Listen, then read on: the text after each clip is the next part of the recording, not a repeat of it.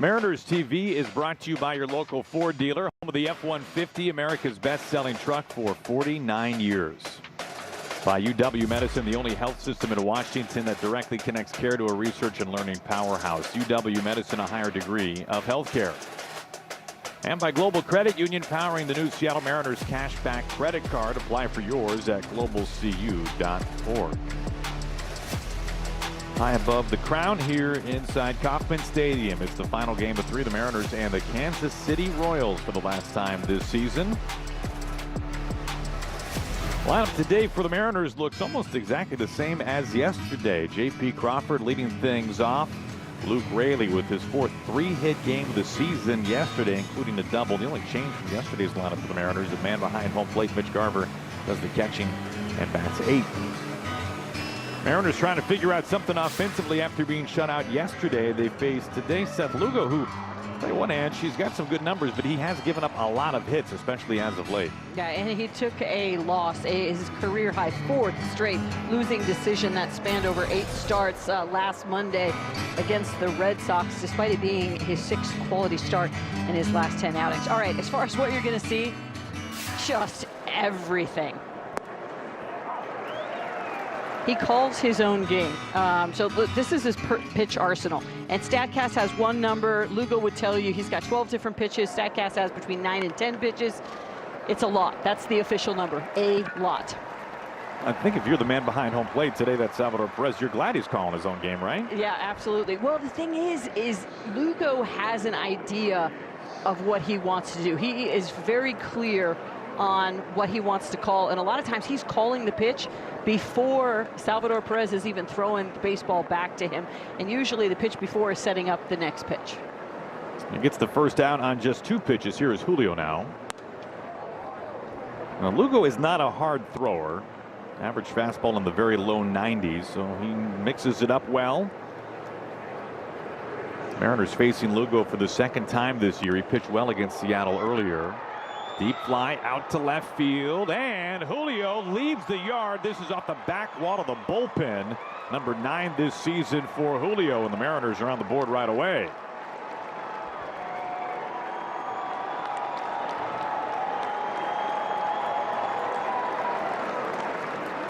Only the 3rd home run Lugo has given up this year. Well, this is a good sign. I mean, the Mariners could not get on the board yesterday, and second batter of the game, Julio Rodriguez jumps all over a 2-seamer and takes him out of the yard.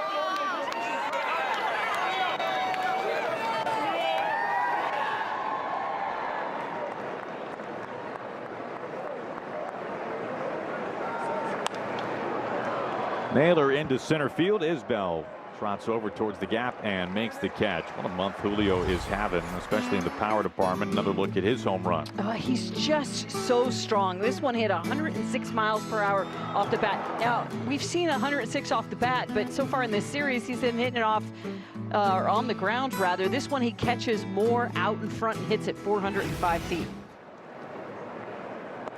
Randy takes a strike for Julio. That's his 7th home run this month.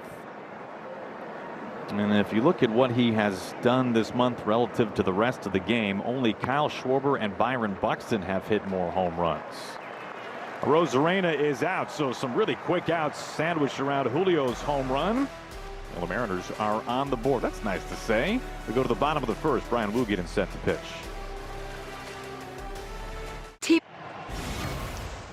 Once again, another very left-handed heavy Royals lineup. 6 will be swinging it from the left side, but some righties to begin things in Garcia and Witt. First lefty in Pasquantino batting 3rd. Carter Jensen yesterday driving in a pair for these Kansas City Royals. A team that has struggled by and large offensively this year, 28th in the majors in runs per game, and today they face the right-handed Brian Wu. Again, last start, we saw him throw a lot more off speed, but I was talking with Trent Blank before today's game, and they said, listen, we want them hunting the heater. That's good. They want to see him more at the top rail, and then you get the slider at the bottom, and a little bit more separation between his 4-seamer and his 2-seamer. And be curious to see how he mixes things up today against the Royals. A team that gave him some fits back in the early days of this month on May 1st. 6 runs he allowed against Kansas City, 7 hits. He got knocked around. Like I said, it just made him mad because since that start, he's been absolutely spectacular. A broken bat, and the ground ball goes over to Emerson.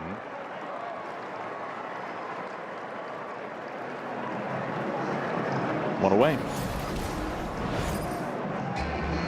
As far as what these Royals are going to see from Bryan Woo, you know it. A lot of fastballs, no doubt about it, between that 4-seamer and that 2-seamer. You're looking at just about 70 and change % of the time they're going to be looking at a fastball. Sweeper, slider, and his changeup as well. And again, because of all those lefties, that sweeper, but especially that slider.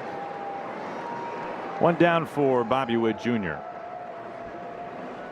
When you look at the 2 tough starts that Woo had back-to-back, St. Louis and then Kansas City, the game you talked about, there's a big difference of how much Woo has been in the zone and out of the zone. His last 3 starts, he has been in the zone far less, and the results have been fantastic. 2 runs over 18 innings.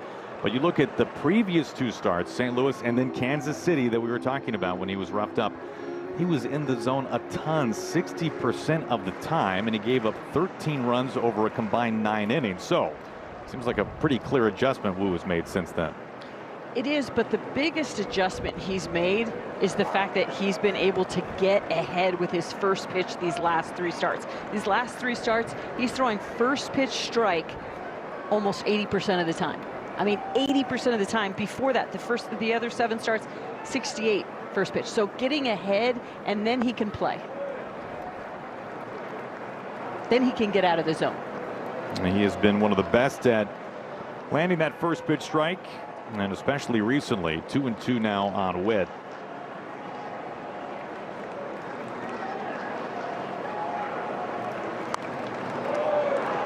'97 fouled back.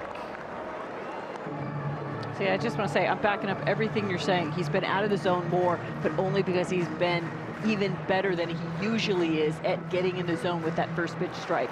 And then he's moving out of the zone.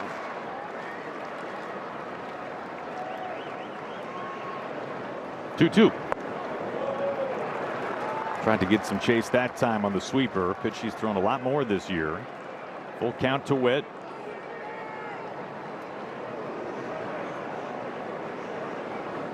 Royals team that doesn't walk a whole lot, doesn't strike out a whole lot. Kind of middle of the pack for both.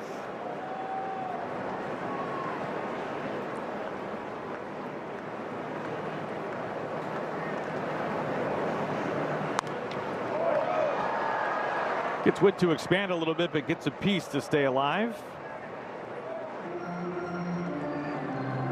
All of a sudden, he's making Woo throw a ton of pitches. This will be the 8th pitch of this at bat. To put it in perspective, Lugo used 7 pitches to get through the first, and Julio took him out of the yard.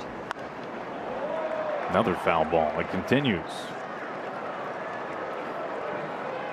Now Witt, once again, one of the best hitters in baseball, batting close to 300, 7 home runs, and a guy you want to keep off the bases. 16 stolen bases this year, rank among the most in the majors.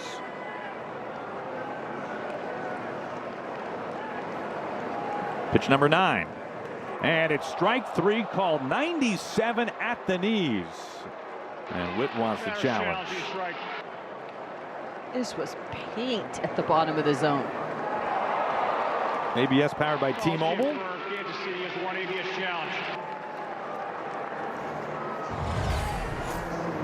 This is great. And even if you're reading 4-seam and you're reading the spin on this pitch, you think this is going to be up, and it just stays right there at the bottom at 97 miles an hour, frozen.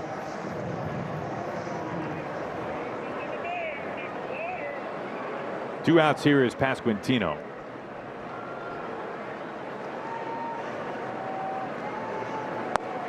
Today's Home Depot working on a win. The last 3 times out for Woo, he has been just incredible. Just the 2 runs over 18 innings. They're batting .131 against him, a strikeout rate of close to 40%. He has not allowed a single barrel, so not great contact overall against Woo his last 3 starts. At least 8 strikeouts in each of the last 3 games. And to put that in perspective, he only had 1 game where he had 8 strikeouts prior to this stretch.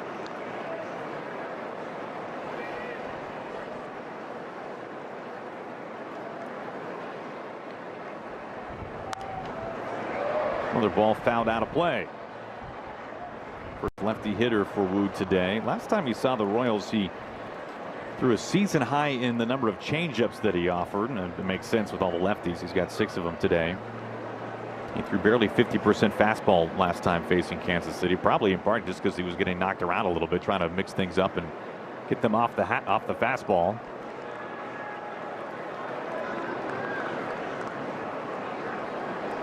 One and two.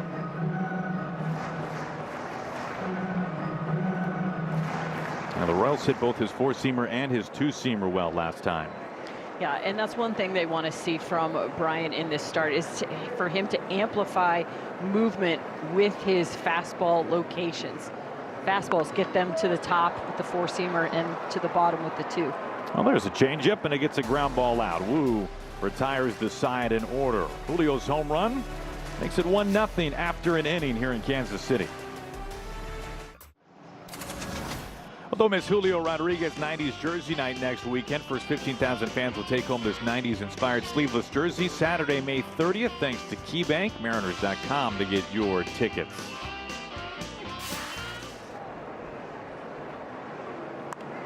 Luke Raley swings at the first pitch, pops it up. Garcia with the sunglasses on, drifting into foul ground. Another quick out for Lugo.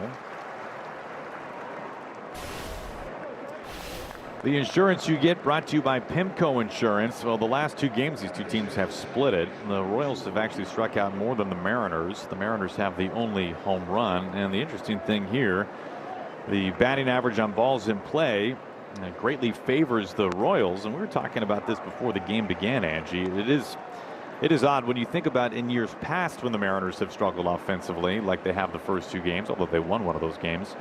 It was mostly because they were swinging and missing more than basically anybody else in baseball. That has not been the case in this series so far. No, and Kolek specifically yesterday did a really incredible job of just keeping the Mariners off balance. You know, he just sped them up, he slowed them down, and that's why we saw all of those ground balls. He got them out in front, rolling over a lot of different pitches yesterday.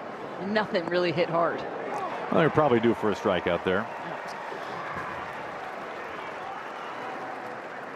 That's on us, Cole. 2 outs. Young strikes out looking. Okay, I'm going to be watching the miles per hour on all of these all day. That right there, apparently, judging by the miles per hour, is his regular curve. Somewhere between 77, 79 miles per hour. He's got a slow curve. That one at 69 miles per hour. And then, wait for it, a slurve as well. So, I mean, all different kinds of variations there of the curveball. The slurve, look for that one, just a lot more downward motion. The slow curve, a little bit more horizontal as well. Canzone on a line into right field, but caught. Caglione is there. Another quick inning for Seth Lugo.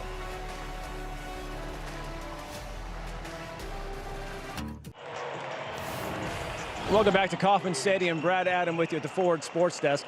Today during the game, we're going to highlight the 3 American League clubs that plan on moving and building new stadiums in the near future. And we'll start with Kansas City, of course, since we are here. And the story goes that once the Chiefs decided to leave and build their own stadium in Kansas, as Sal Perez hits one to Julio in center field, the Royals had some leverage against the state of Missouri. They did not want to lose another pro sports team like they did the Rams and now the Chiefs. So they got together, passed a bill, and the Royals will be breaking ground on a new stadium in Crown Center, which is south of downtown. Break ground next year. They hope to be playing in 2030. Which makes this more interesting is the Hall family's been in Kansas City for generations. In fact, they started the company Hallmark here in 1910. They are leaving their headquarters, selling that land to the Royals. So the Royals are going to be building a stadium there near the Union Station where the headquarters are, and Hallmark's going to be leaving that and building new headquarters. So kind of like 2 KC institutions working together to make this stadium happen. And you guys will be pleased to know that, yes, they are bringing that crown scoreboard and the fountains over to the new ballpark again, set to open in 2030 downtown Kansas City. Bringing the fountains. I didn't know that. I didn't know wild. that. They're not actually bringing the board, right? Like they're going to get a new board, just the same shape, or it's like the same board. They're going to take it apart and move that on. Good question. I would like to see how they could move that apart. Does it come in pieces, I wonder? I know they redid the scoreboard not all that long ago. It's obviously a hallmark feature. Nicely like done this there. ballpark. Nicely done there. I mean, yeah, how are you going to take that? Yeah, and the fountains, you know, iconic, you think of Kauffman Stadium, you do think of the fountains. So that's nice that they're going to be at the new ballpark as well. Well, yes, clearly a priority to keep this team in Missouri. And for those who haven't been here, one of the things that makes this setup unique is that the Chiefs and the Royals share a parking lot. They are just a fly ball away from one another. So once the Chiefs decided to leave town and head to Kansas, it was leaving the Royals all by themselves here. And you can just see in the upper right-hand corner, Arrowhead. And remember, Aaron, that the story we heard about them, plans, I don't know how far it got along, but to make a big retractable roof that would be able to cover Kauffman and the Chiefs Stadium, which would have been an engineering marvel. Yeah, that was the plans way back in the day to try to come up with a roof that you could slide from one side of the parking lot to the other to cover Arrowhead and then cover Kauffman. And hope they never played at the same time. Yeah. And the new ballpark for the Chiefs will be a dome out in Kansas there by the Speedway. And by the way, you know, that area by Union Station, I went by Union Station, went and had a cup of coffee inside. It was absolutely gorgeous, and I could just imagine that's going to be helpful to get people to the games. Jensen strikes out after a bit of a battle. Second punch out for Brian Wu.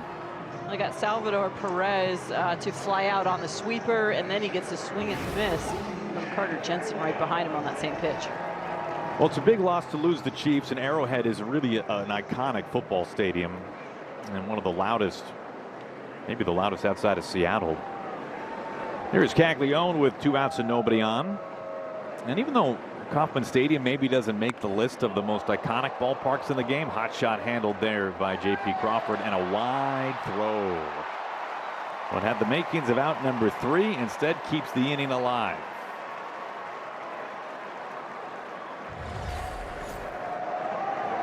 This one got to JP. I think he thought he needed to hurry more than he did. Ended up letting it sail wide right. A 2-out error keeps the inning alive. We always enjoy our trips here to Kansas City. This is a really unique and beautiful ballpark, and not surprised the new ballpark will have so many of the features that make this one stand out, like the scoreboard and more specifically the fountains. But this is a great place to see a game, and we've talked a little bit about coming out to Kansas City. If you're a Mariners fan, Mariners play here once every year. You've got the Negro Leagues Museum here. You've got like all the great restaurants and barbecue here. This would be a good place to check off your ballpark list before they move locations in a few seasons. And you have spent, I always think of you from being from St. Louis, but you've spent quite a bit of time here, and you were kind of our tour guide a little bit with the barbecue and everything else. This is my early childhood was here in Kansas City. This was my first ballpark. Arrowhead was my first football stadium. I remember watching George Brett here, and I was just young enough to catch the Joe Montana, Marcus Allen era of the Kansas City Chiefs, which is a very narrow sliver of time. But yeah, it's a great sports town, and they love both the Royals and the Chiefs. And the Royals have had some fun players and some good years in recent memory. A couple of World Series appearances, winning one, of course. 2-2. Superstar in Bobby Witt Jr. And I feel like it was really important for the Royals to lock up Witt, especially with the new ballpark that was looming at the time, and they did exactly that. He's got a chance to be the best Royal all-time outside of George Brett when it's all said and done. Julio coming in on this and can't get there. Drops in front of him, and Caglione goes first to third. A 2-out error opening the door for Kansas City, and they've got runners on the corners with 2 away. You take a swing like Collins does here, and you're thinking, okay, maybe first step back, but he doesn't hit it hard at all and drops in front of Julio Rodriguez. He was looking at maybe throwing 3, but very wisely checks himself, gets the ball in.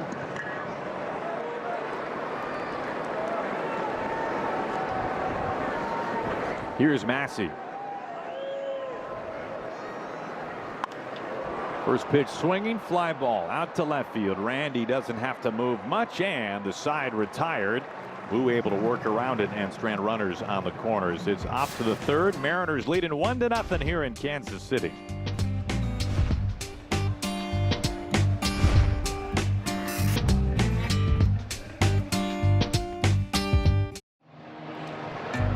Our Steel scoreboard, Mariners leading 1-0 on a Julio homer.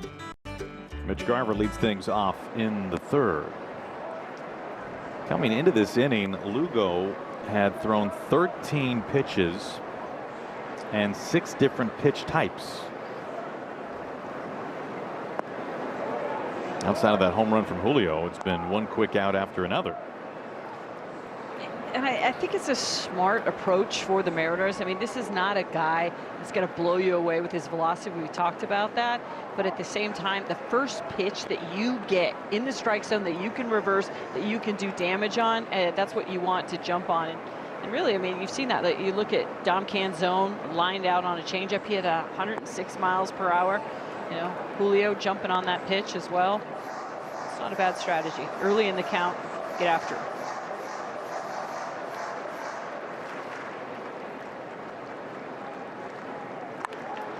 On the ground, this finds Witt down by the ankles. Leadoff man retired. Well, both these starting pitchers in the strike zone a ton, and specifically with the first pitch. Wu is leading all starters this year in first pitch strike rate, and Seth Lugo's not far behind him, so you can understand why both teams might be aggressive today. And no pitchers in the strike zone more this season, regardless of the count, than Lugo. That one takes the time getting in there. Ball 1 to Colt Emerson. On paper, I'm going to say the perfect pitching matchup on getaway day. Yes, especially in the pre-pitch timer era. You would crave a game like this on getaway day. We went out to one of your favorite barbecue places after the ball game, and we left the barbecue place on Friday night. I was like, back before the pitch clock, we would just be getting done with the baseball game, Aaron. Well, you look at the rule changes the commissioners made and Major League Baseball has made in recent years, and it has just improved the product on the field so much, and the viewership, the attendance would all reflect that sentiment as well. This is driven deep out to the gap in left center field, and it's over the head of Collins. Colt Emerson is into second base. He stands up there with his first major league double. Drove that well the opposite way. Oh, I have been waiting for this. We saw Colt do this so often at the minor league level. His ability to go hard to the opposite field. I mean, he crushed this baseball. You see how he allows that ball to get deep. He hits that when he is connected. He doesn't have those arms extended. Instead, he's got the little, alligator arms. That's what I'm looking for. Alligator arms, and drives that ball the opposite way with pace. Well done. He's in scoring position here for J.P. Crawford.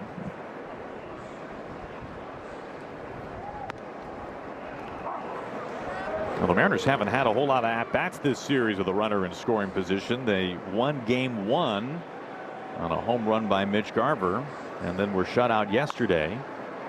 This ball just goes foul. Crawford behind 1-2.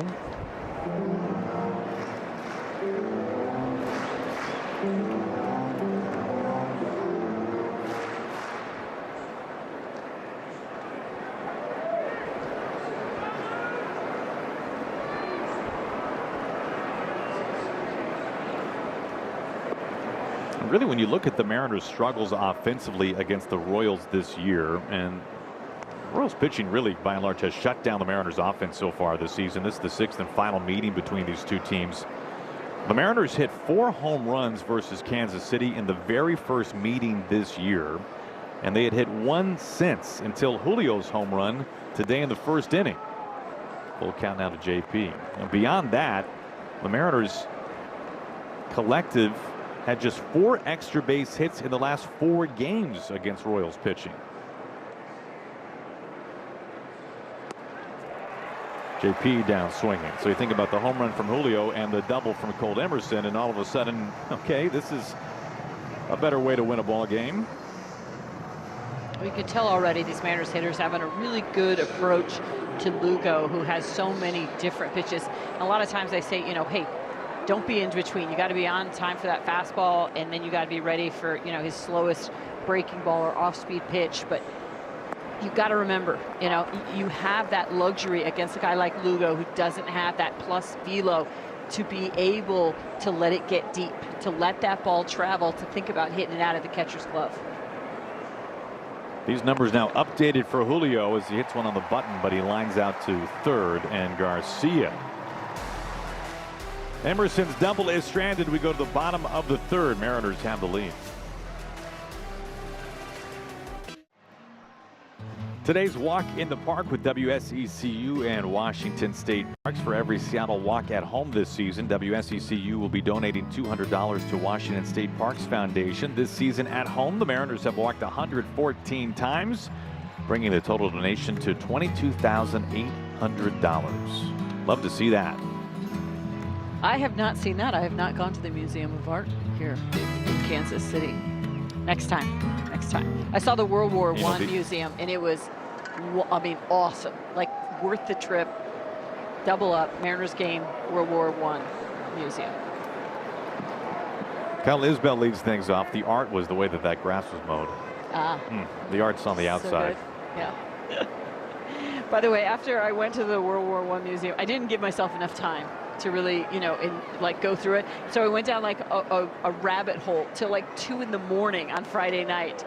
Excuse me, that was Thursday night on the day off, trying to figure out how this thing started and what was the Bishop of or Archduke of Ferdinand. Why was he on this parade route after they tried to bomb his car? It just unwound quickly from going there. But it's an awesome museum, absolutely gorgeous too. Well, if we get a lopsided game, we'd love to learn more about what you learned. Seems like there's a lot there. It'd have to be really lopsided. I'm going to need 3 or 4 hours, okay? Because I spent 7 or 8 after visiting the museum, but it was really cool. What do they say about history? If you don't learn it, you're doomed to repeat it. This is popped up. Garver fighting the sun a little bit. Watching out for that bat, and he drops it. And I think it was the bat. I mean, all of a sudden, you're momentarily thinking, all right, what am I feeling on my feet? I don't want to roll an ankle on this bat. And let's be clear, I mean, this was up there forever. This is not an easy pop fly to catch, but yeah, started to stumble right there and trip over that bat.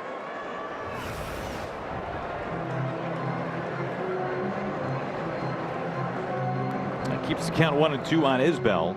And that's another reminder why you see him throw his mask so far away. He doesn't want to trip over his mask.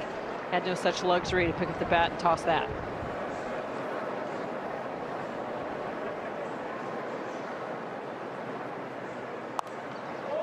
This is popped out of play foul. Now, this is pretty interesting on Wu. We think all the time about weak contact being on the ground. But how about weak contact in the air? If you look at starting pitchers this year, Brian Wu has induced the second most pop-ups behind Ober and Perez. And the league is batting .019 on pop-ups. So essentially, it's a strikeout. Wu has allowed 1 hit on a pop-up this year. That was early in the season against Cleveland. It was just a little dunk into short right field that Victor Robles couldn't get to. But they've almost all, Angie, been on four-seam fastballs up that they just can't square up. Absolutely, and that's what his four-seam fastball does. It just jumps over your barrel, and you think about as he goes down on a changeup. Another changeup today for the strikeout. But you think about that, the movement or that rise on that four-seam fastball, and right here, look at the bottom just drop out on this changeup through the bottom of the zone. But the difference between a pop-up and a line drive and a ground ball is just so very tiny. And when you have a four-seam fastball like his, you know it's coming, you see it's coming, but it's just so hard to square up.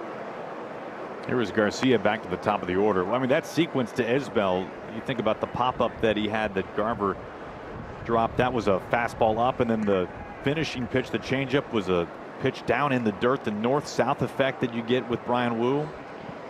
Yeah, and that's really something that he's been able to get back to, and they want him to continue to get back to. Right there, that four-seam fastball, top rail or above, but amplify the movement of those two pitches, that four-seam and the two-seamer, with the location of those two fastballs. Get more separation between top and bottom, and then you can just go and play with the slider and the changeup and everything else he's got. Ground ball with some eyes. It splits the left side between Emerson and Crawford. One out single from Garcia brings Witt up. You can join the next generation of Mariner fans by signing up for the free Mariners Kids Club presented by BECU. Each membership includes a special Kids Club hat, membership badge, access to exclusive events, special discounts, and much more. You can scan this QR code you see on the screen to register today.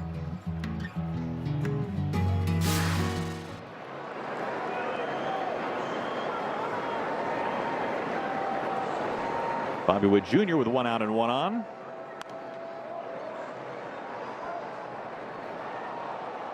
Witt struck out looking at a good fastball at the knees last time from Wu. Witt challenged and lost. That's why the Royals have just 1 remaining.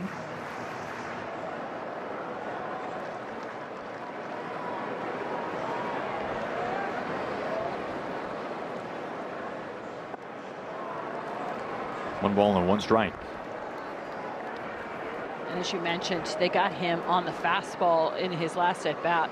But so far here in 2026, the Mariners throwing Bobby Witt Jr.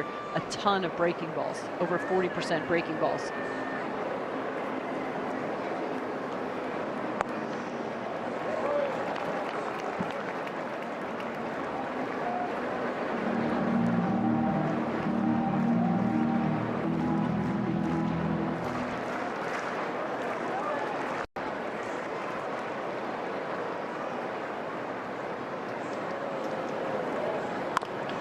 Ground ball. J.P. Crawford's got it. Witt, a tough guy to double up, and they won't do it. Garcia is out. 2 down. They swap runners at first base. That was good to see, is that fastball got on Bobby Witt quickly. That was a 97-mile-per-hour sinker from Wu, and you could see how jammed he was and ended up getting fisted and hitting the ground ball to the left side.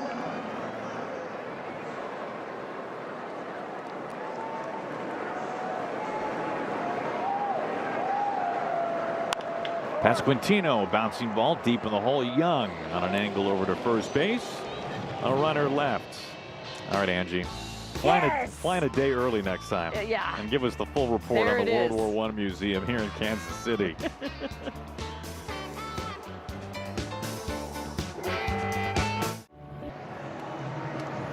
1-0 Mariners. Julio's homer, the only run so far on either side, beginning the 4th inning. Here's Josh Naylor leading things off. This is off the very end of the bat, it looked like. That might have cut the ball. Naylor is out. Well, the Mariners have been very aggressive against Lugo. And although the Mariners are leading, it is playing into Lugo's hand early on here.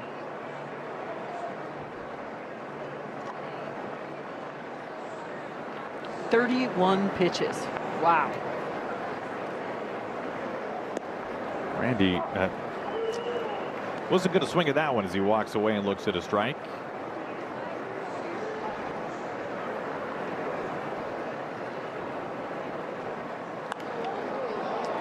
In the air, Isbell chasing after this. He's in front of the warning track.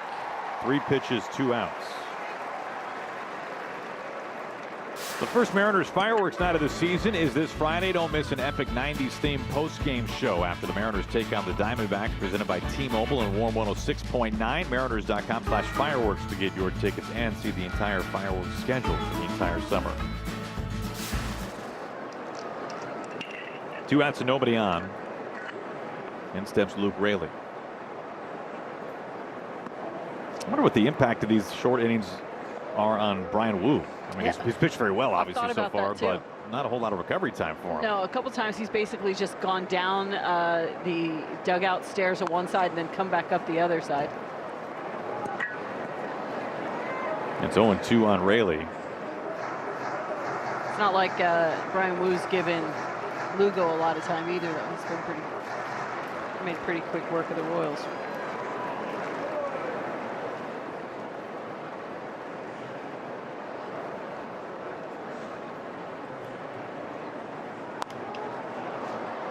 This will be a 6-pitch inning for Lugo. He's pitching like he's got somewhere to be. To the bottom of the 4th, Mariners lead at 1-0. Hey, Welcome back to Sunny KC. Brad Adam with you at the Ford Sports Desk. The Mariners, after today's game, off to Sacramento to take on the A's, and they'll be playing them in Sacramento for the next 2 seasons. After that, we're off to Vegas because, yes, the stadium is going to be built in 2028. A's expect that $2 billion domed stadium for the Las Vegas Athletics to be done. It's on the Strip with a former Tropicana site there. $350 to $380 million in public funding. The rest covered by A's owner John Fisher. Premium seats and club seats on sale now. I read that the more affordable seats for locals will be on sale later, but they are definitely going. 2 of the 4 main stadium decks have the concrete already been poured for that one. And what I think is interesting, guys, is next month, kind of to whet the Vegas baseball fans' appetite for baseball, the A's are going to play a homestand there, and they take on the Brewers and Rockies June 8th through the 14th. And the home of the Aviators, the AAA affiliate there in the PCL league that the Rainiers play in. So they're going to get some baseball there, but of course that's an outdoor stadium. This one will be domed and ready to go in 28. You know, Brad, you seemed so surprised when you said that the ballpark in Vegas would be built. Yes. Yes, even when they broke ground, I said, okay. And then I see pictures, and then like the whole footprint is there, and I'm like, but maybe. Maybe, but it does seem like it is a done deal, and it's very close to completion, and yeah, 2028. So I guess good for them. Perez finds a base hit up the middle. Leadoff man aboard for Kansas City. So the Mariners off to Sacramento after this. So they will play there in the AAA ballpark for the River Cats this year and next year. So a grand total of 3 years for the A's playing in that AAA facility before going to Las Vegas. That was the plan. Goal. That was the plan. So nice to hear that as of now that is on track. I was the only one really that ever asked for the Sacramento trip because my kid goes to school down there, and I think I'm going to have to arm wrestle people once it's in Vegas. You know, I think it'll be a little bit harder. Nobody was really fighting me for Sacramento is what I'm saying. I'll be very curious how baseball is received in Las Vegas. Right? Yeah. There will obviously be a lot of people who want to follow their team there. Yeah. And what kind of a home crowd will they have? Time will tell. Jensen lifts this foul off the left side. 1 ball and 1 strike. And I would have to imagine over the last couple of years, because, you know, I mean, it's just the truth. Because sports gambling has become legal online, not as many people needing to go to Vegas to do those sorts of things. So, I mean, Vegas, I don't want to say is a ghost town, but they've certainly seen their numbers come down quite a bit. And I wonder if, you know, this will help a lot with teams going to see their team play there. Emerson's given this look, but this finds the crowd once again. The tough thing for the A's right now, if you are a young player for the Athletics, take a Jacob Wilson, who looks like he's going to be a real piece of that franchise for a long time. And you made your debut, they were in Oakland. Then you start to really become a big leaguer, and they're in Sacramento. And now you're at the end of your first contract, and you're in Las Vegas. Like, if you're one of those players in that window of time where you will play in 3 different cities for one team, it kind of stinks, right? Yeah. I mean, now maybe you stay there forever and you play for a decade and you really become a Las Vegas A, but I guess the point is Nick Kurtz would be another one as well. Yeah. And at least he's at the early stages, but maybe when it's all said and done, he'll play more in Las Vegas than he does in Sacramento, but that's a good name to pull on. But it's just too bad they don't really have some of those specific players. They don't really have a fan base that can latch onto them, right? Mm-hmm. And you think about, well, the Mariners celebrate 50 seasons this year, and you bring back the franchise icons, and they all get celebrated by one crowd, one fan base. And there's going to be the sliver of time in A's baseball where they're just kind of floating in between 3 different hometowns, which is wild. Routine fly ball towards left center. Julio is there. Another long at bat for Jensen, and he's out number 1.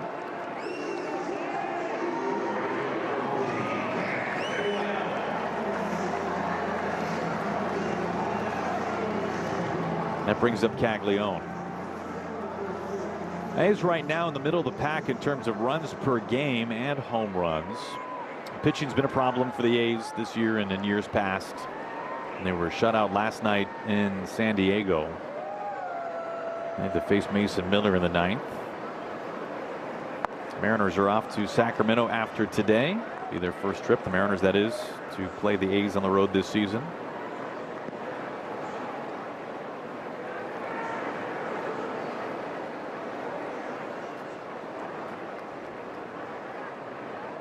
Yeah, I saw the 9th, Mason Miller against him. You're thinking, can you imagine how weird that would be, like if Munoz was facing the Mariners? It'd just be so bizarre.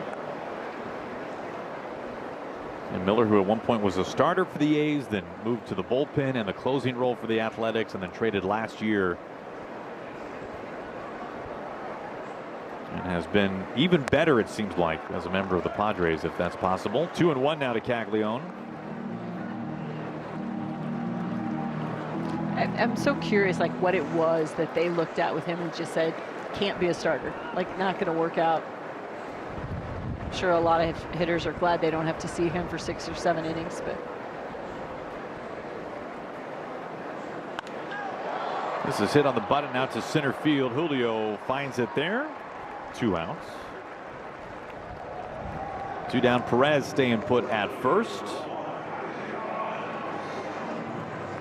Here comes Isaac Collins, switch hitter.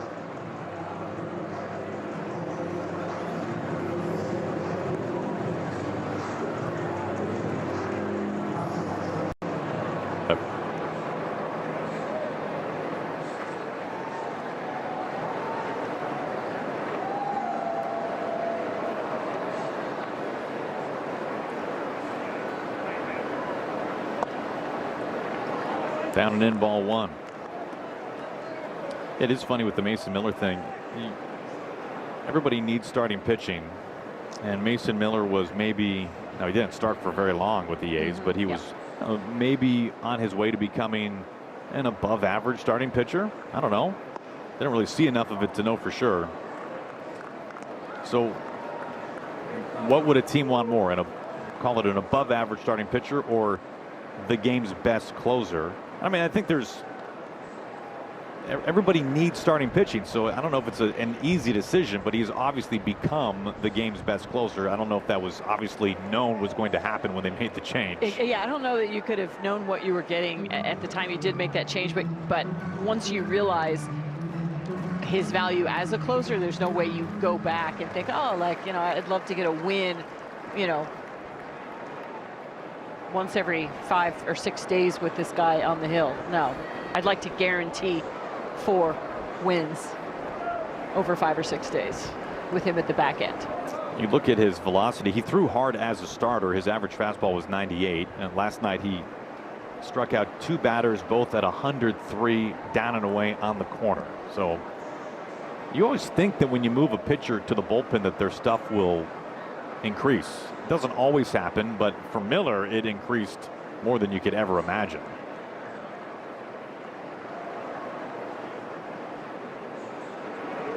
That is just, I mean, otherworldly to think about that. And it's not like he's, and guys can be effective at 103 and wildly effective, if you will, but his command is just so impressive. Still 2-2 on Isaac Collins, who singled earlier.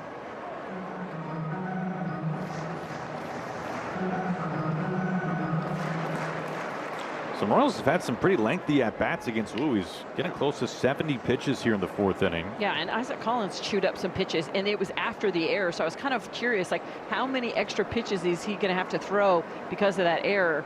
And Isaac Collins, you know, chewed up 5 himself, and then Massey 1 after that. It's only 6 pitches, but still, you never know, you know, what impact those 6 pitches will have later in the game. That's why it's so important not to give teams extra outs. Next pitch will be number 7 here to Collins. On a 3-2. Strike 3 called. That caught a lot of the plate at 97. A strikeout looking for Brian Wu to strand a man.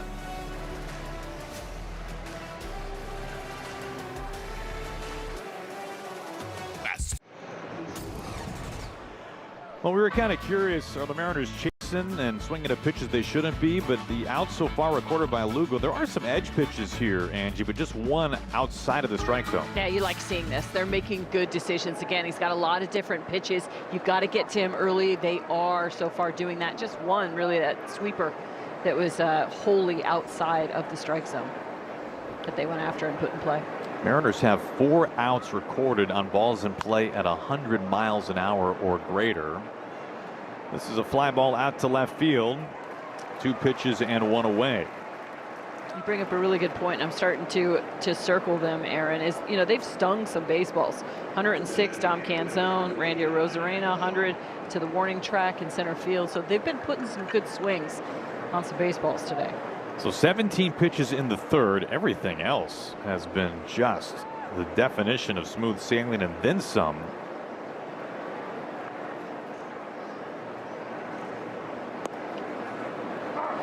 Here's a strike to Canzone over the plate.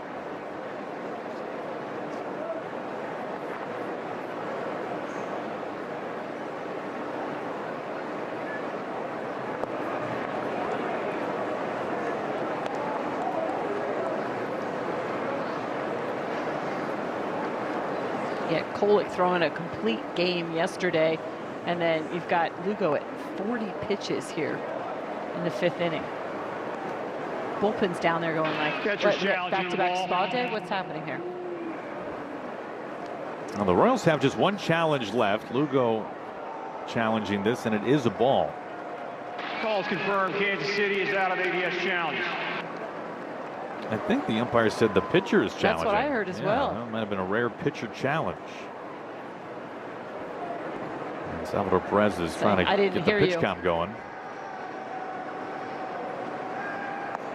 So the Royals out of challenges now. What's Salvador Perez, we're being told. 3-1 now to Canzone.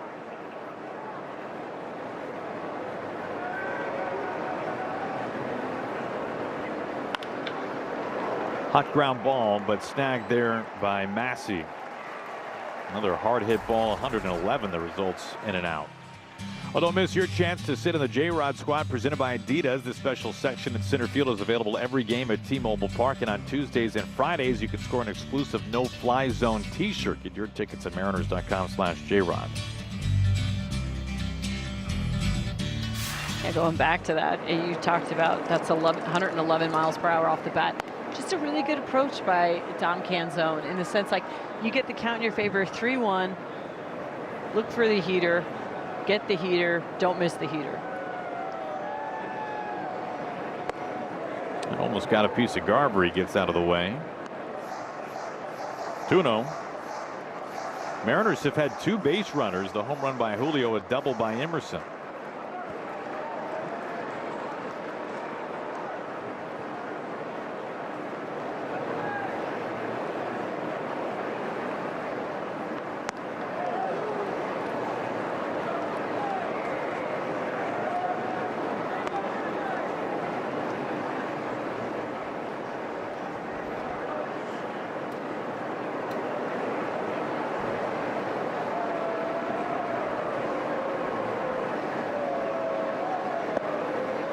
Garver taking ball 4, a 4-pitch walk, and that was a pitch that they could have challenged had they had one. EQC Tracer has it as a strike.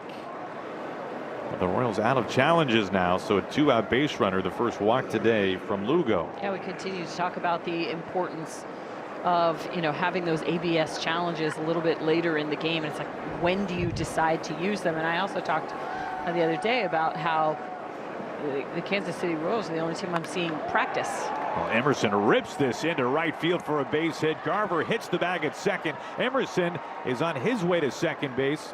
A couple of doubles today for the rookie, and the Mariners have runners at second and third. We're getting a glimpse in this game just why they love his bat so much. His ability to hit the ball line to line. The double in left center field to begin his day, and then this one, a double down the right field line.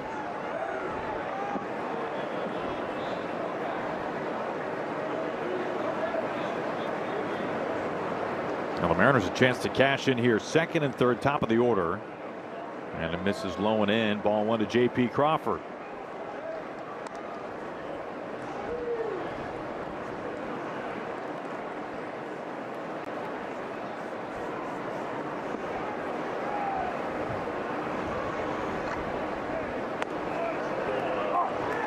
One and one.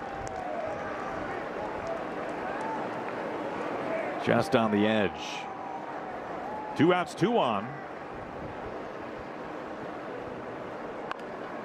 Rolls over this to Pasquantino at first base, and the Mariners strand runners at second and third base.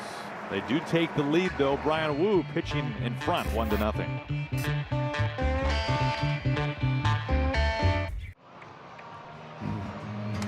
Today's Chevy Silverado drive of the game. The Mariners getting the first run, the only run so far. Julio's second batter of the game, his 9th home run this year. Well, it's all of a sudden turning into a very September-esque like May for Julio Rodriguez. And it's not that he's just hitting the ball hard. I mean, he's just making contact. Last night was a season high 4 straight game without a strikeout. So he's not just, you know, hitting baseballs. He's squaring up baseballs.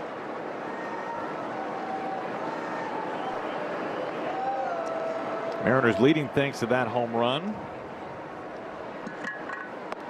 Massey takes high. How about this? I mean, if he has 7 home runs in the month of May, we can't say he's off to a slow start right here, as today marks basically the first third of the season, right? It's no longer early as of today. Well, I think if you go back even a couple of weeks ago, when it was still maybe early, 3 weeks ago, whatever anybody's definition is, this is the best start Julio's ever gotten off to. No matter if you want to look at it by OPS, by WRC plus, by the home runs. And a lot of it is what he's done this month. That's 7 home runs in May. The most home runs Julio's hit in a single month in his career is 8. He's done that twice. So he's got a chance to match that, if not surpass it. And is this September? August? Probably. It was July of 2025 last year and September of 23. He hit 8 home runs. Tracks.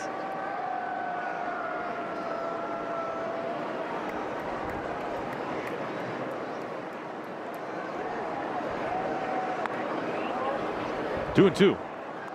8, 9, and 1 due up. That means that Wu's got a chance to save Bobby Witt Jr. for the 6th inning if he can face the minimum. He's done that just 1 time today. That was in the 1st inning. Royals made him work.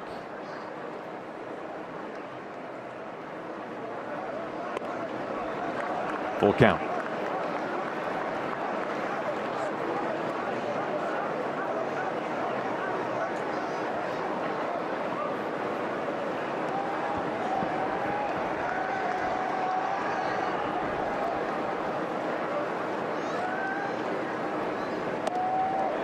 High and outside, a leadoff walk, not what Wu wanted. A rare walk from Brian Wu. Tying run is aboard.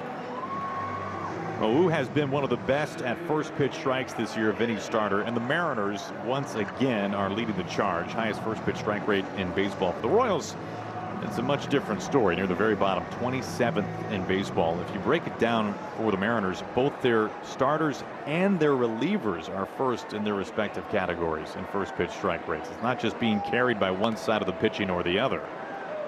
This is a franchise-wide thing that's done here, but of course implemented in the minor leagues and has been one of the real pillars of Mariners pitching for a long time now. Get ahead.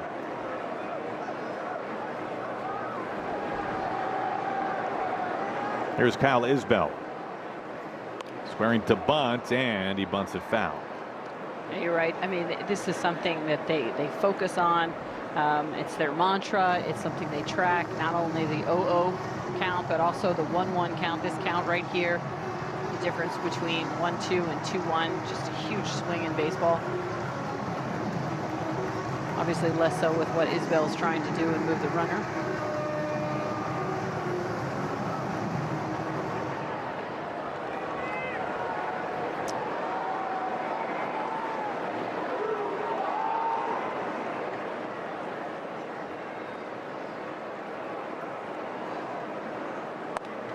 Trying to bunt again.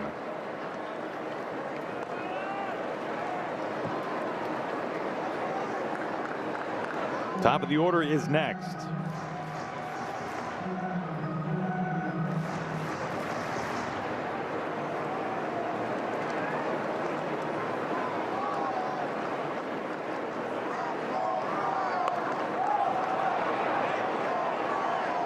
Now 2 strikes on Isbell now.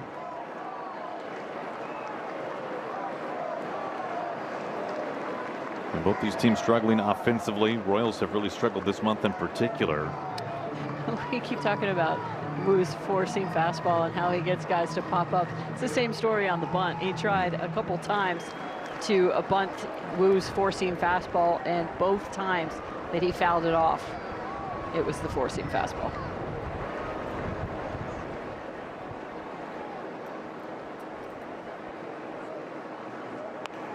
He bunts with 2 strikes. Woo off his back foot throws it wide, and it gets past both Naylor and Young. Massey is into third, and Isbell is to second. Well, a gutsy move by Kyle Isbell, and although Woo got there, he throws it away, and now the Royals have 2 in scoring position with nobody out for the top of the order. Royals saying, look at, basically, this is your job right here. I don't care that you've got 2 strikes. I told you to bunt, get the runner over to second base in scoring position for Garcia and Witt at the top. And, you know, Bryan Woo is so athletic. He comes off the mound and tries to make this play off balance. Nearly does, just threw it wide. Pete Woodworth out for a visit.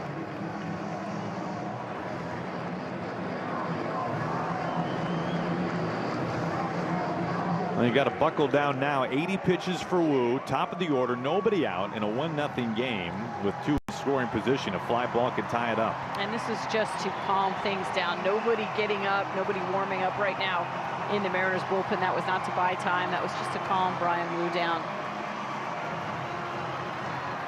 Got to put that aside. You know, you're so frustrated because now all of a sudden your errant throw put the runners on second and third. You got to put that away, funnel things together, and get back at it. Infield drawn in.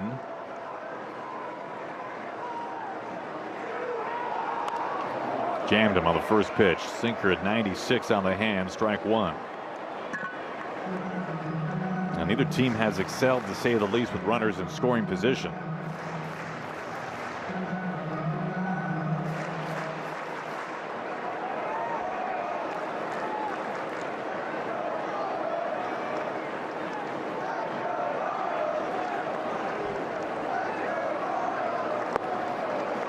Off the plate.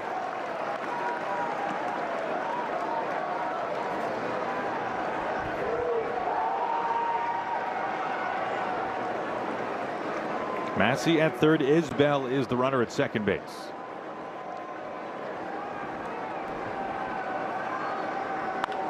Hit hard, but right to Emerson, who makes eyes with Massey and tosses over to first base. An Adam ball on the ground. Emerson plays it well. 1 away.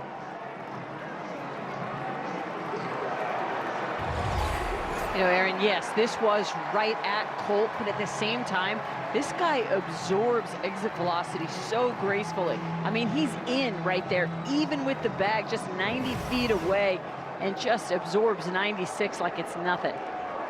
Shortstop by trade, playing third base. Played there once a week in the minors before the call-up.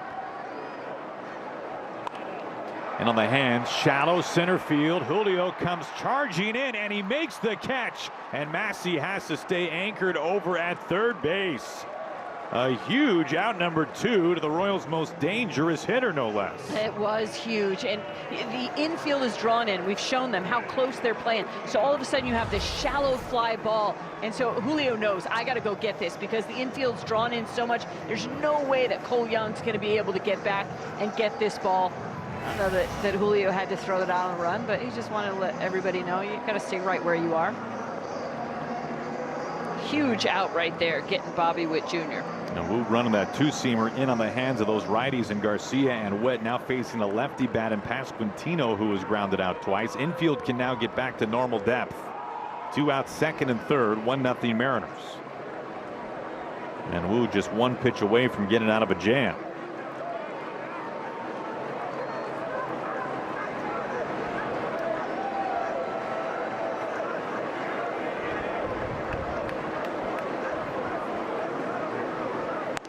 Takes high and wide.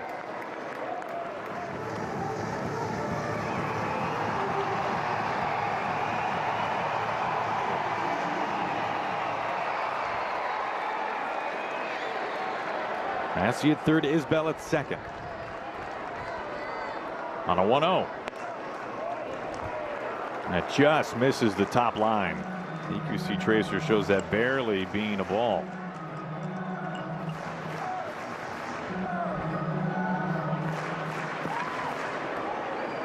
And now they're going to put him on. They're going to put on the lefty bat to face the right-handed hitting Salvador Perez. So the bases are now loaded.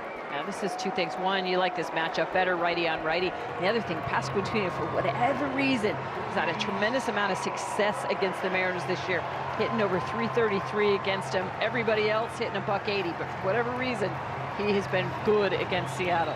Extreme splits for Perez this year. He has not hit righties at all.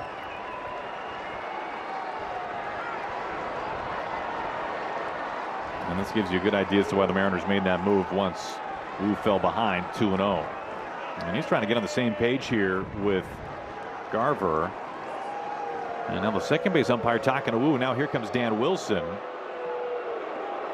And Wu's trying to tell him that he's trying to get the pitch calm. And it seems like for Garver to go over the sign once again. Looks like they might be talking about disengagements here.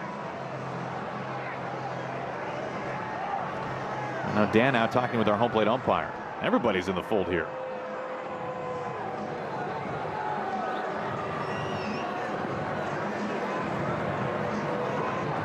Last thing you want to do here, starting off with Salvador Perez, is have a pitch violation and give him a 1-0 count to begin with.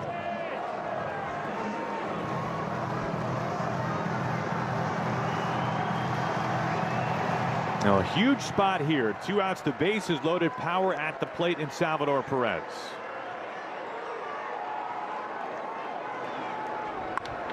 On the ground, hit hard through the left side for a base hit. Massey is in. Isbell is rounding. The throw from Arozarena is cut off, and Salvador Perez has put the Royals in front.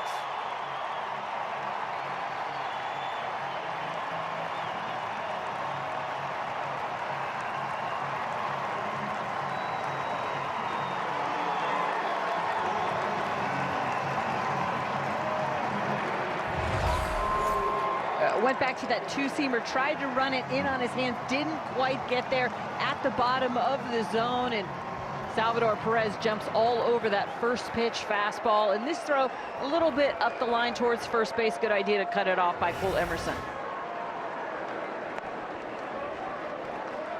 Here is Jensen.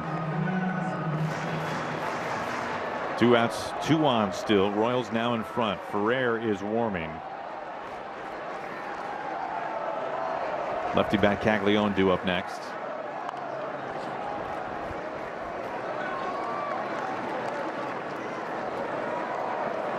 Well, you understand the move to face Perez, especially when looking at his splits. Yeah, they got the matchup they wanted. Again, I just don't think that Brian Wu was able to get that pitch, that two-seamer, where he needed it to be. Or wanted it to be. Falls behind 2-1. So the Royals have taken the lead with 2 outs in the 5th.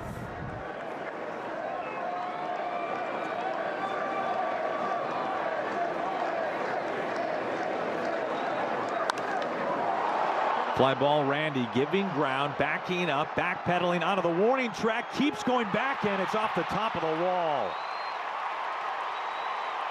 Pasquantino scores. Salvador Perez lumbers home. Blink your eyes, and the Royals have put a 4 spot up on the board with 2 outs in the 5th inning. They lead it 4-1.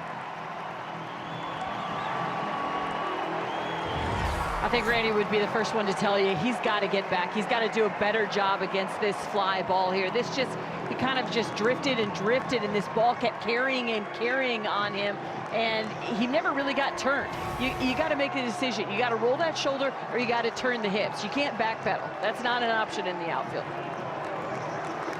And here comes Dan. Ferrer's coming in. Well, the Royals have been held off the board, but a leadoff walk, an error, a bunt base hit, and things unraveling in the 5th inning. And the Mariners now find themselves down by 3. Ferrer coming on, pitch and change.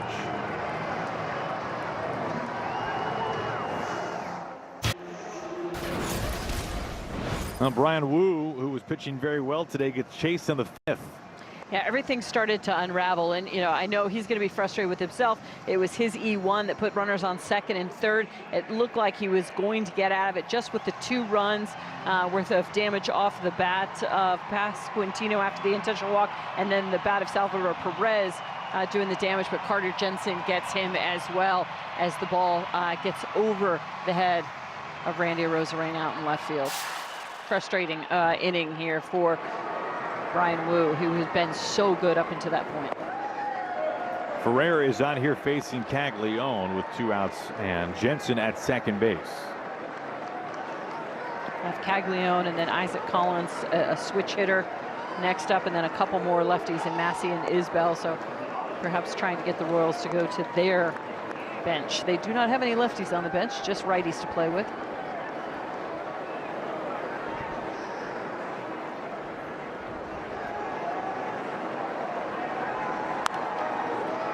One and two.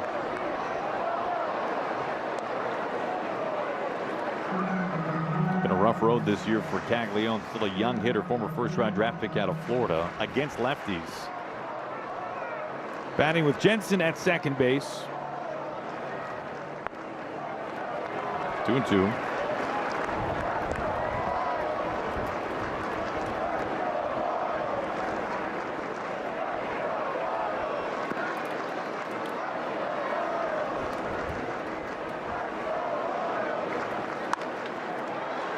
Young on a big hop, a late hop, fields that well, and Caglione retired. A 4-run 5th, and Kansas City takes the lead.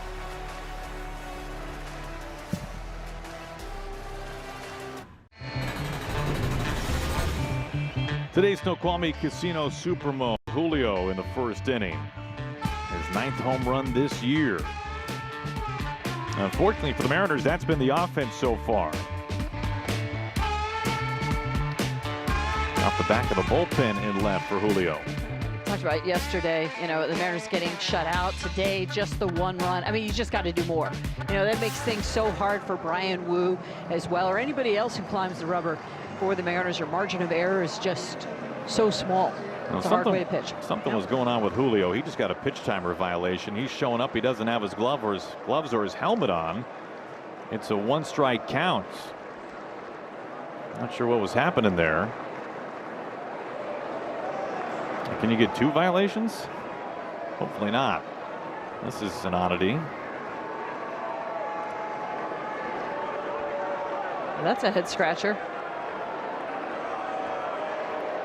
I'm wondering if maybe they were talking about the ball, with the coaching staff that went over Randy's head, and Julio ended up fielding it off the wall. What everybody was seeing. Well, Cotrero is coming out, and he wants to talk to now the 3rd base umpire, the crew chief, Todd Tichenor. Could he be asking for more than 1 strike? What else could he be curious about here? The violation went in his team's favor.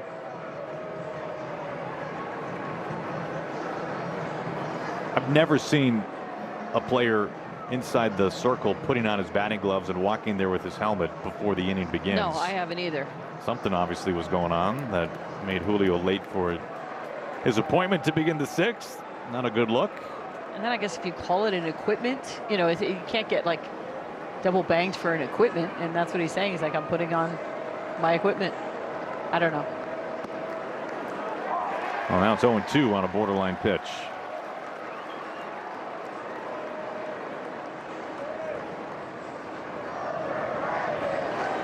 And Julio calls time.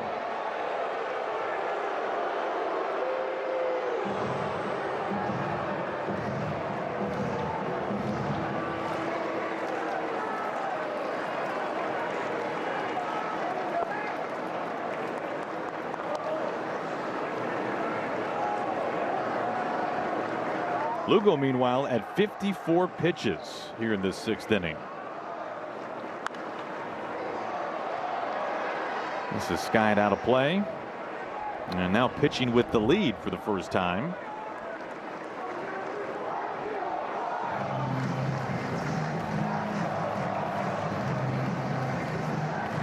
Talking about both of these starting pitchers have really made for quick work, and they've had to go back out there so quickly. That was a long inning that Lugo was down. You know, the Royal starters have been good this year. They've been otherworldly against the Mariners. That Julio home run is the only earned run allowed by a Royal starter this series.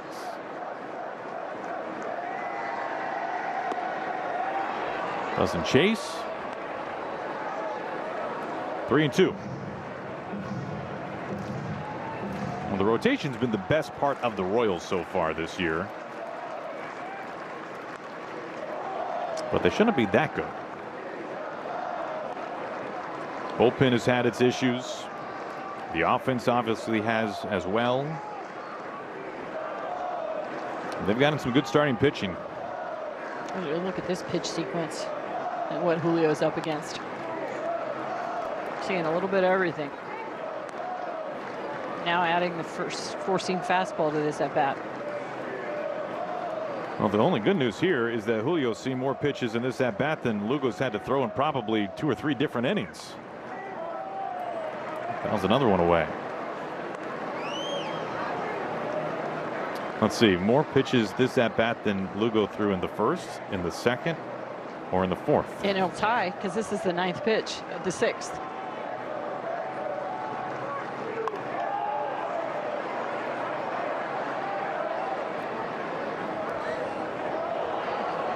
That's the inning we're in.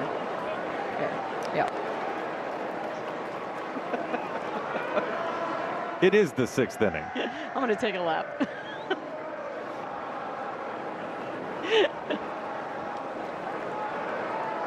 The plane's leaving shortly. That's something.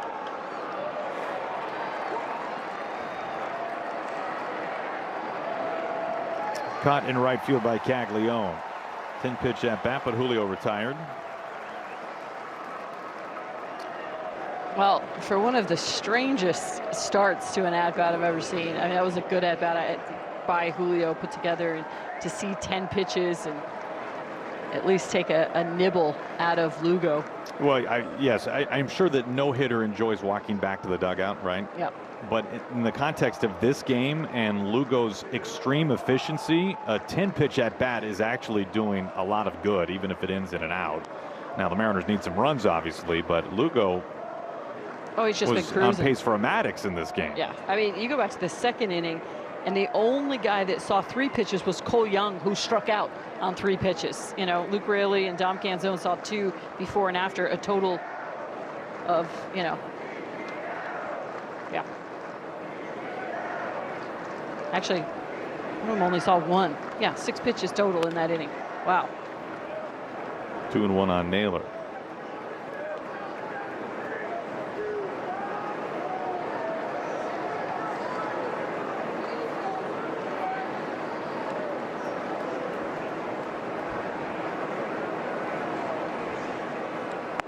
The last time the Royals spun back-to-back complete games. All right, CG yesterday shut out by Kolek. The last time they did that was in 2008. It was Brian Bannister and Zach Greinke. Well, the Mariners aren't hoping they do that here in this series after Kolek shut out yesterday and Lugo's extreme efficiency.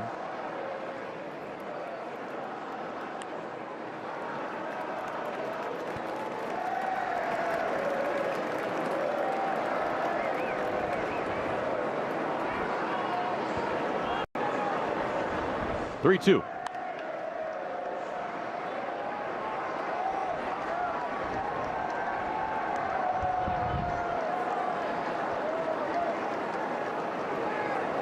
No batting gloves for Naylor this time around.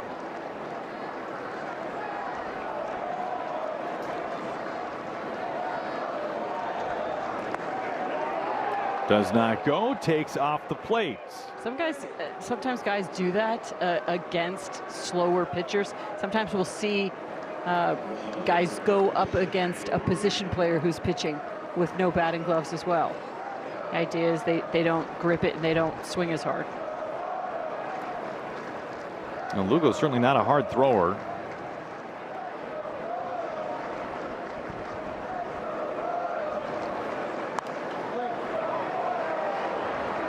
Strike one to a Rosarena. It seems like all of a sudden the Mariners starting to see Lugo a lot better. We talked about the 10-pitch at bat here in the 6th inning that Julio had, and then that was followed up by the 7-pitch at bat that Josh Naylor had and ended up taking the walk.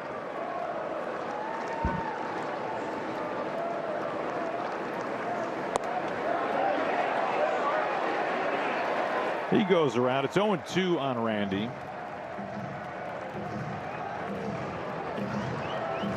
Lugo's only given up 3 home runs this year, 1 coming today to Julio.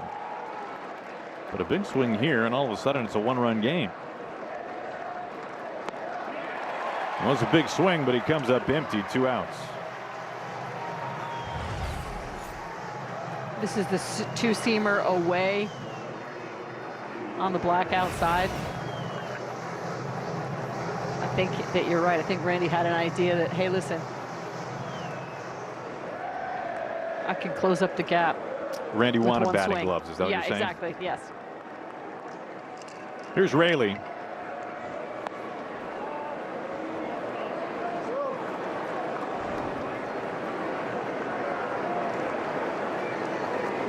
And I talked about that off the rip. It's just with Lugo, he is planning, the next pitch with the pitch that he's throwing you right now is a setup for what he's about to do next.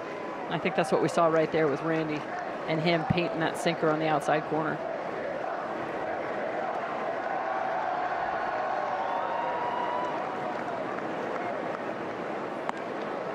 Ten home runs for Luke Raley this year, pacing the team. Very close pitch. Yeah, you look at yesterday and how important it is that they're out of challenges at this point. But, Luke Raley had 3 hits yesterday. The team had 4. So he had 3 of the 4 hits yesterday. It's huge that he's in here. Taking a pitch on the edge, 3-1.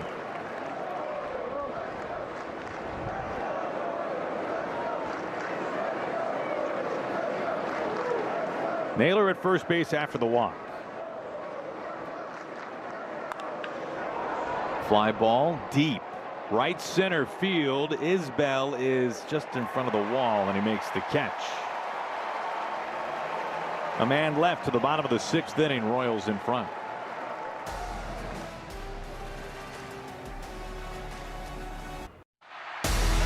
This copyrighted telecast is presented by authority of the Seattle Mariners and may not be reproduced or retransmitted in any form.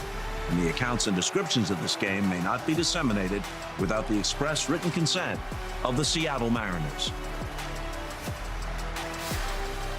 Cooper Criswell takes over on the mound for the Mariners, bottom of the 6th inning. 4-1 Kansas City, and strike one to Isaac Collins. Criswell well rested. He had the day off, but before that on Wednesday, it's the last time we saw him out on the bump.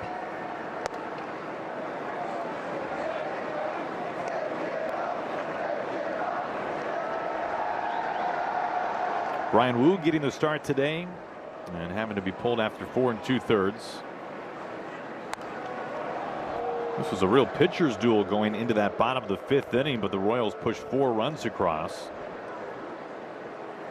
You kind of look at how it all started, and it starts with that walk to Massey, and I think that's the thing that will frustrate Wu.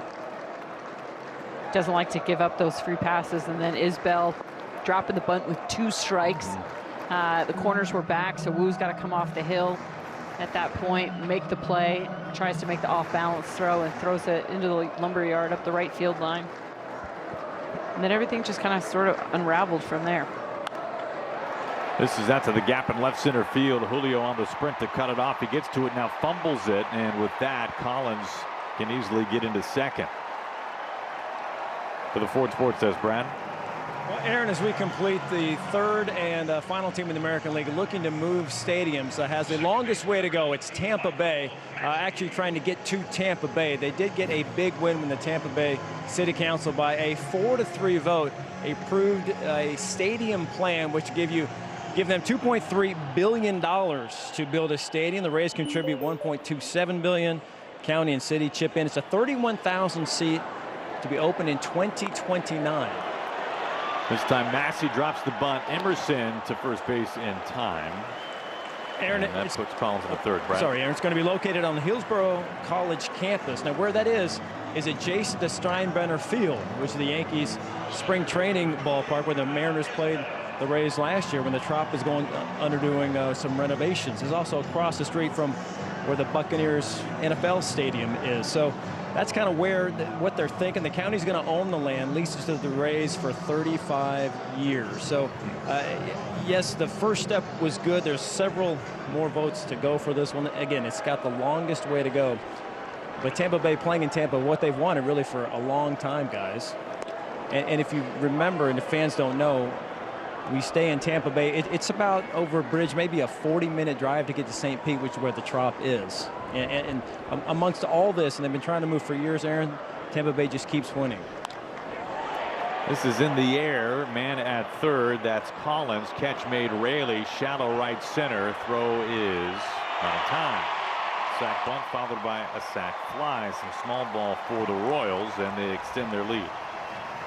And them really pressing on the bottom half of the order here for the Royals to just do your job. We saw Isbell drop down the bunt with 2 strikes, and how huge it is that Massey ends up sacrifice bunting Isaac Collins over to third base. Otherwise, this fly ball does absolutely nothing.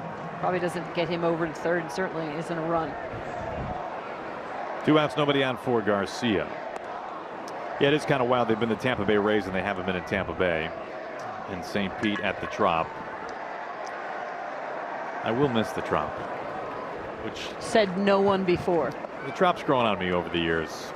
You know, they lean into it, and they know. Yeah. They know. I've heard it's much brighter now. Yes, that's what I've heard. The new roof they've put on after the hurricane lets more light in. Mariners will be finishing the first half of the season at the Trop. So great to see that ballpark put back together after being torn apart. The Rays having to pivot last year and play at the Yankees spring training site in Tampa. 2-2. The moment that I came around on Tropicana Field was a few years ago when I noticed them when the anthem was done. As the anthem singer hit the final note, over the PA they played the sound effect of a flyover. No. And I thought that was the single greatest thing I've ever heard. And at that point, I fell in love with the Trop. Criswell gets Garcia to ground out, and they do it every time now. That's awesome. After 6, Royals have the lead.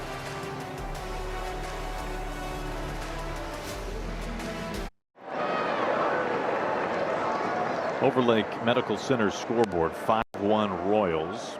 Lugo's first pitch missing to Cole Young beginning the 7th.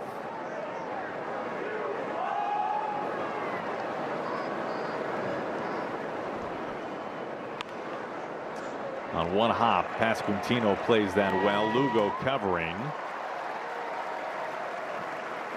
1 away. June 1st to the 3rd, the Mariners welcome the New York Mets to T-Mobile Park. We hope to see you there. Mariners.com/tickets. It'll be a National League homestand for the Mariners. The Diamondbacks and the Mets coming to Seattle.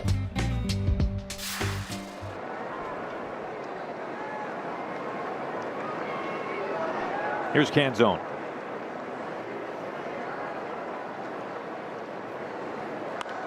Canzone out to the gap in right center field, and that's a base hit to the base of the wall. Canzone gallops into second base, a stand-up double. That's the Mariners' 4th extra base hit today. That's a good thing. They have just 1 run to show for it, but a man in scoring position here in the 7th. And Dom Canzone has been stinging the ball all day long. This one actually the least hardest hit, 100 miles per hour off the bat, finds the gap in right center field, but his last ground ball 111 miles per hour, and then he hit a changeup 106, a line out to right field. So a good day for Dom Canzone at the plate, just 1 hit to show for it. Here is Garver, 1 out man in scoring position. 80 pitches for Lugo.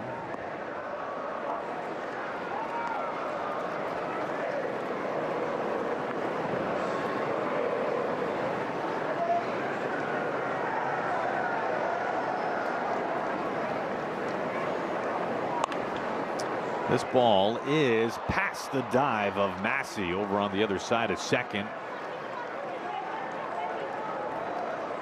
Canzone saying I'm hitting him 100 miles an hour when I get out, and Garver gets it just off the end of the bat and out of the reach of the second baseman. Sometimes that's how baseball works. Yeah, but Dom Canzone making sure that this one was going to land because it wasn't hit very hard. They had time to get to it, and that's why he doesn't score on this one. See it through.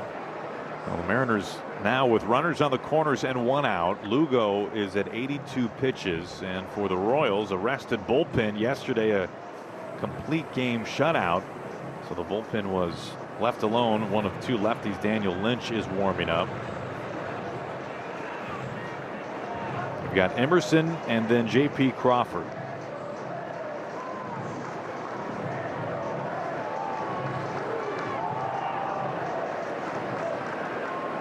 The Mariners have scored 3 runs in this series. Today, the third and final game.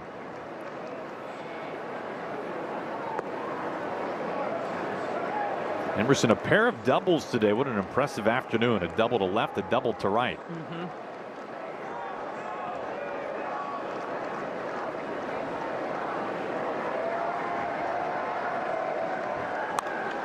This is down the line, and it is just fouled. That was close.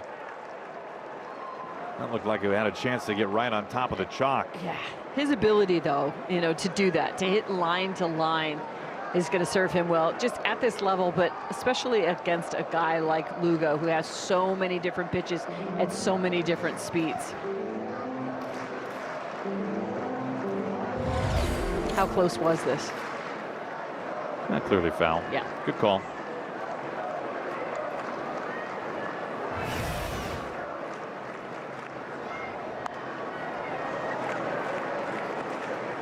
Today, Emerson's 7th big league game. It's his first multi-hit game. First 2 doubles of his career. Actually reminded me with Wu on the hill, it was the last start for Wu against the Chicago White Sox at home that Colt hit his first major league home run. And the reason why I'm going to remember that, and I will remember it forever, is because Brian Wu's parents were there high-fiving Colt's family. Very cool moment. Yeah. And they actually surprised Brian Wu. Brian Wu had no idea that they had flown in for his start, and he saw them up on Mariners Vision. And then that was how he found out that they were at the game. This is popped shallow left field. It might drop in, and it does. A 3-hit day for Colt Emerson, and it scores a run. Canzone down the line. Well, the Mariners a run closer. Couple of doubles and a parachute single now for Emerson. Hey, put it in play and good things will happen. This is a slurve. This one just drops right in front of Collins out in left field. I love that piece of hitting from him. Good. Now Lynch is coming in. So Colt Emerson, a 20-year-old with a 3-hit day in the show. Pretty impressive. We've got a pitching change. Mariners threatening in the 7th.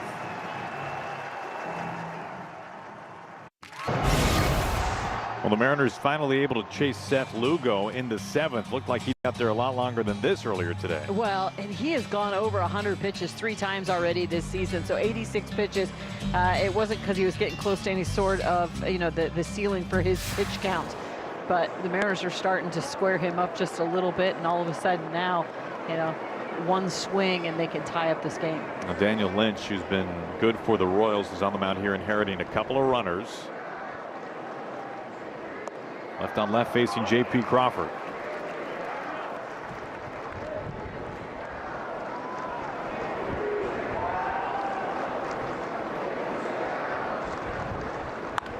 J.P. hits this hard on the ground. It splits the left side into left center field. Garver's making the turn around home, and J.P. Crawford with an RBI. It's a 2-run game in the 7th inning.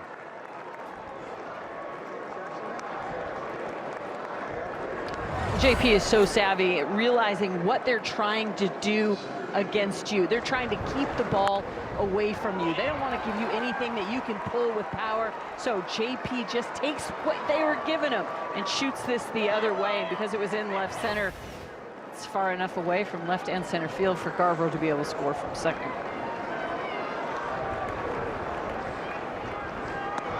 Julio, a swing and a miss. Well, the Mariners right now with the tying run at first, go ahead at the plate. And Lynch pretty unique, a starter's repertoire. Wide pitch mix.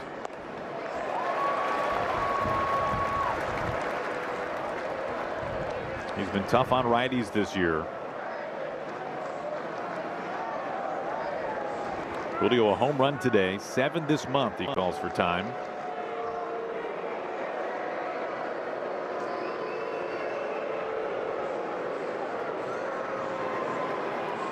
Emerson at second, Crawford at first. A throw, and Emerson back into the dive.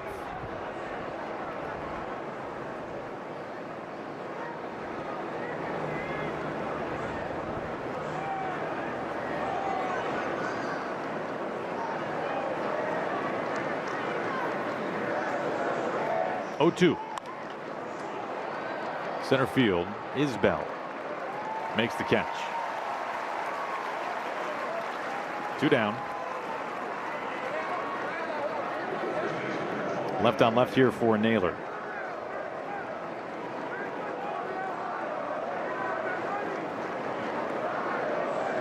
Mariners have pushed 2 runs across to make this one interesting in the 7th inning.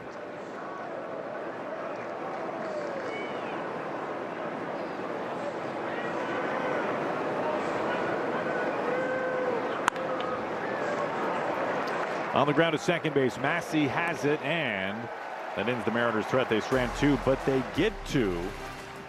And Colt Emerson, a 3-hit day and an RBI this inning. Mariners down by a pair. We'll keep it right here for God Bless America.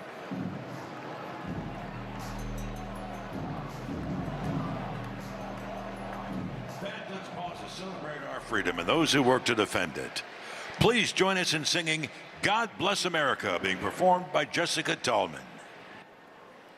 God bless America, land that I love. Stand beside her and guide her through the night with a light from above. From the mountains to the prairies to the oceans white with foam.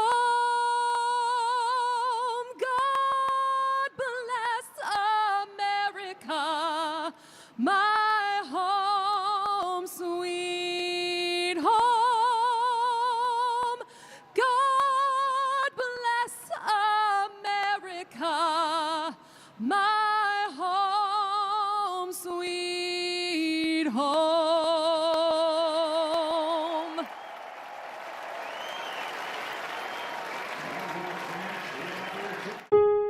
We're Mariners TV is brought to you by the Washington Lottery. Washington's lottery helps fund the Washington Grant. Free money for college training or apprenticeships. Now the Mariners getting 2 runs back, making this a little more interesting. 5-3 Royals. Bottom of the 7th inning. Up for both bullpens from here. Criswell out for his 2nd inning worth of work. Bobby Wood Jr. the first to face him. First pitch strike on the top rail. This is kind of interesting. You know, usually it's Ferrer, it's Bizzardo, guys from that Mariners bullpen that you see go 1+, but they continue to put guys like Cooper Criswell and Davila in these situations, you know, that they have not been in very often. Pete Woodworth calls it, you get a bump up, get a promotion. That one misses off the plate. 1-2. Criswell trying to keep this one close here in the 7th inning. He's got the teeth of the order. Whip past Quintino and Perez. Popped to right field. Raley is there underneath it. And a dangerous batter retired.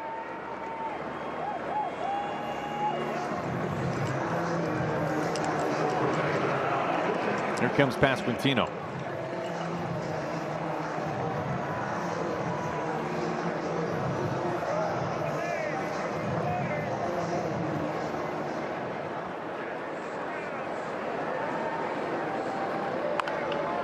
First pitch is fair, and it kicks off the heel of Naylor's glove, and it rolls to the tarp. Pasquantino runs into Criswell.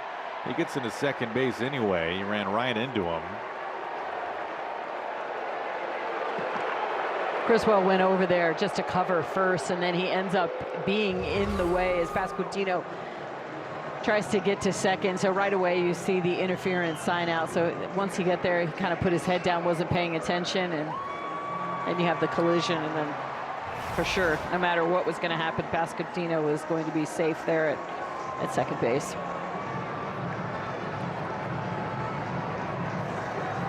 It's a double for Pasquantino.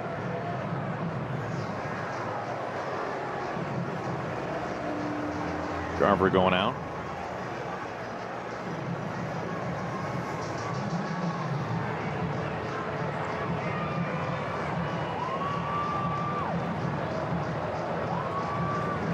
Talk about having the book on a guy. With Salvador Perez, it's more like War and Peace. You know, it's an expanse. Now Perez, a couple of hits today, including a go-ahead 2-run single in the 5th. It was part of a 4-run 5th inning for the Royals.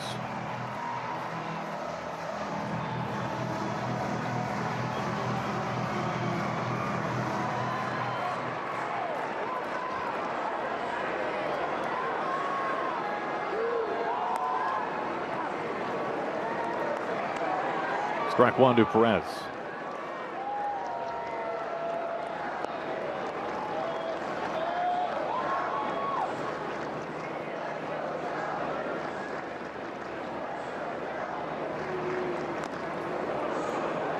Fouls it back.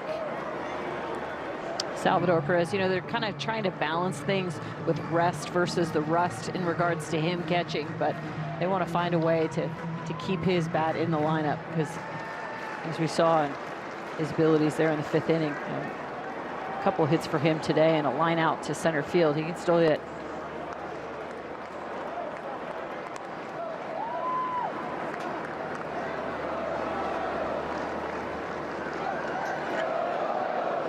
Back-to-back 100 RBI seasons for Salvador Perez, one of the all-time great Royals. 1-2.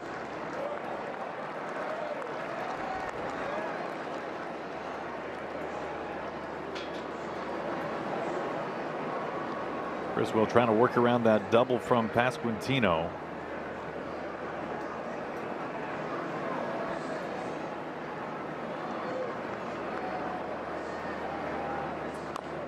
Into the hands. Criswell was once a 13th round pick by the Angels out of North Carolina. Has been more of a bullpen arm over the course of his career, but did start close to 20 games a couple of years ago with the Red Sox. Made just 7 appearances last year with Boston.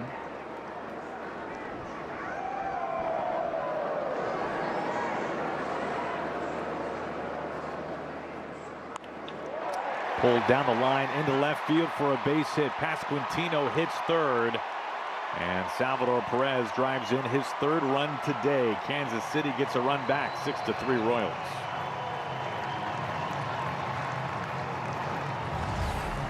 Kind of an interesting double up. The pitch before that he fouled off was a changeup, you know, just 85 miles per hour, and they follow that changeup up with an even slower sweeper. Try to get him to roll over something, get out in front, but instead squares it up into left. I was thinking they'd go back hard after the changeup, but like, all right, that was slow, let's go even slower. Ground ball, Naylor has it, step on the bag at first. J.P. Crawford will apply the tag to Salvador Perez to retire the side. A run in for Kansas City though, and they take the lead onto the 8th. T-Mobile has... Mariners TV is brought to you by Northwest Buick GMC. See your Northwest GMC dealer today. And by Steel, the official outdoor power equipment of the Seattle Mariners. And by Wells Fargo Active Cash Credit Card. Earn unlimited 2% cash rewards on purchases. Terms apply. Beautiful Union Station here in Kansas City. Final game between these two teams this year.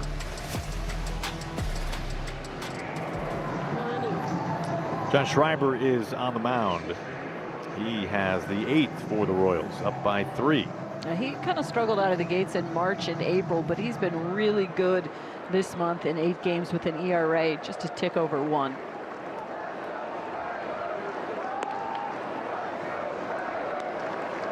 Ball 1 to Arozarena, leading things off in the 8th inning.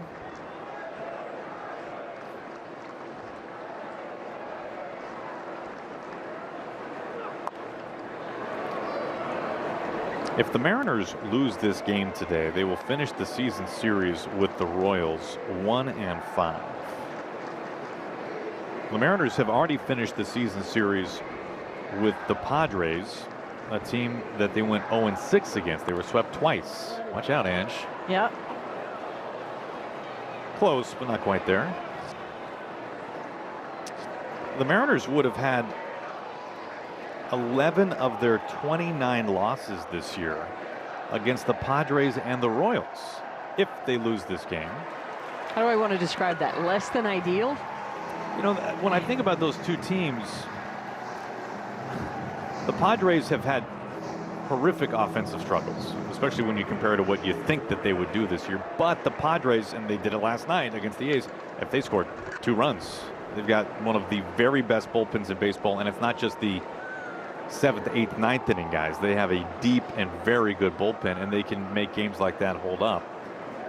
Now, the Royals this year, they have not had a good bullpen. They have not had a good lineup. They have had a fine to good rotation. And so, although, should the Mariners have won a game against the Padres? Absolutely. They should not have been swept twice and go 0-6 against any single team. This is a team that last year was 8 outs away from a World Series and should be a better team this year. But if they fall today and go 1-5 against the Royals, that's going to be one that hangs with them for a while. And you're obviously, you can't get those games back, and now you got to find a way to make up against potentially tougher teams, as Raley wants to challenge this pitch on the corner. They're challenging the strike.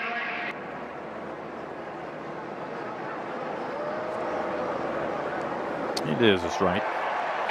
Calls confirmed. Seattle has 1 ABS challenge.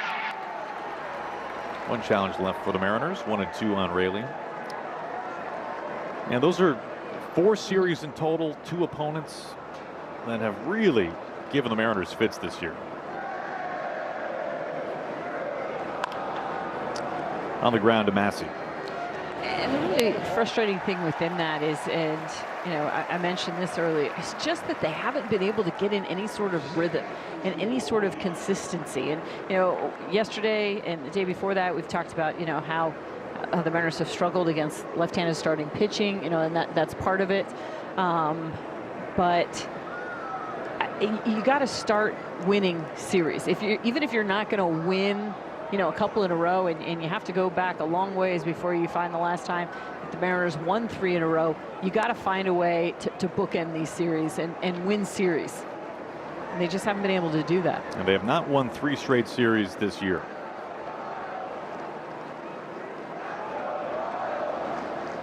And by the way, the Mariners bullpen, I want to say, has been so good. But just that 1 run there in the last inning, you realize what a difference it makes. It's no longer just a bloop and a blast. And they had not allowed the Kansas City Royals a run. I'm talking the bullpen until last inning. They've done a great job, but you can tell, you know, that's a big run. Canzone is single. Or pardon me, Young is single. That brings up Canzone.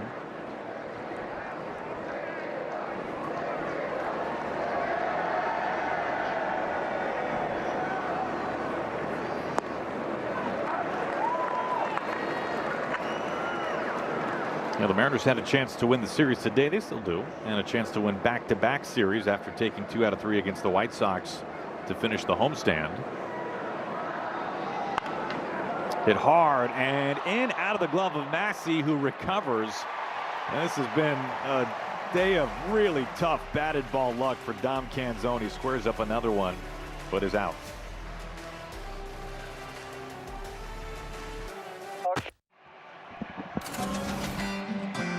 Next weekend, the Mariners are celebrating the 90th 80s at T-Mobile Park, which means another decade pin giveaway. Sunday, May 31st, first 10,000 fans will take home this pin honoring the one and only Ken Griffey Jr.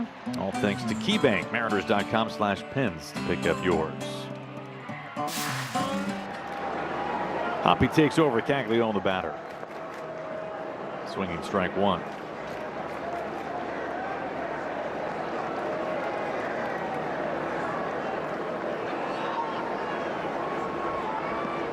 Tenth big league outing for Hoppy. Made his major league debut not all that long ago.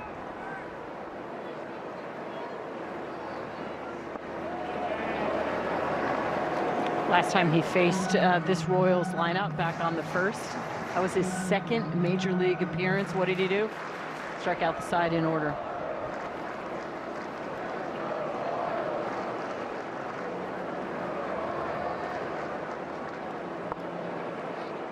Back foot breaking ball, 1-2 on Caglione.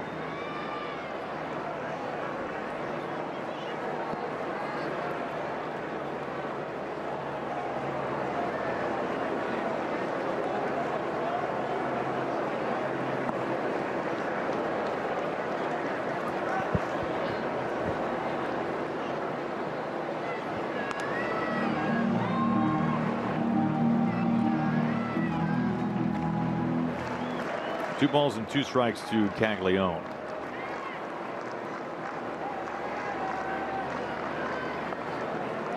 Caglione was a two-way player, actually even in college.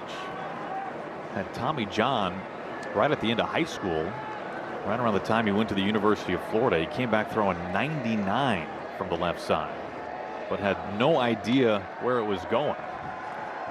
He fouls that back. He actually started 34 games in college. He was okay. Struck out a lot of batters, but walked plenty as well. In fact, when the Royals drafted him 6th overall, they announced him as a two-way player. He draws a walk this time. It is kind of one of those frustrating things for me. You know, you think of baseball being America's pastime, and the only two-way player at the major league level is Shohei Ohtani. It's like, you know, too often here in the States, we insist you've got to be one or the other. And we get to a certain point and we tell you again, no, you've got to be one or the other. So, you know, for me, I would like to see more players with Caglione's makeup try to continue to be a two-way player. There's just no reason not to be. Well, Ohtani's the only guy. I know, but it should be supported more. There is Isaac Collins. Pinch runner Tolbert running for Caglione at first. He is showing you it can be done. It can be done in today's day and age. And I think that's the idea, is like, you know, it's just too hard. You know, at this level, too good, can't be done. Well, he's proving it can be. So more of you do it.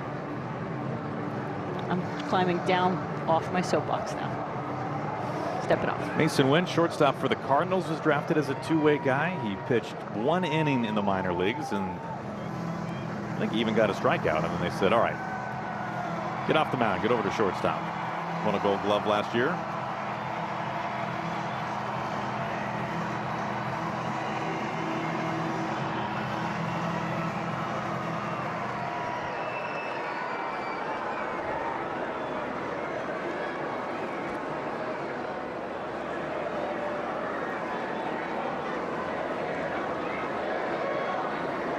Tolbert taken off. Garver's throw gets away from JP and rolls into center field. Tolbert into second.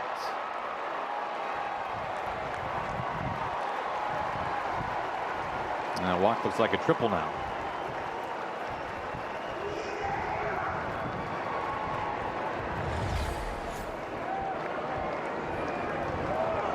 Garver trying to be quick.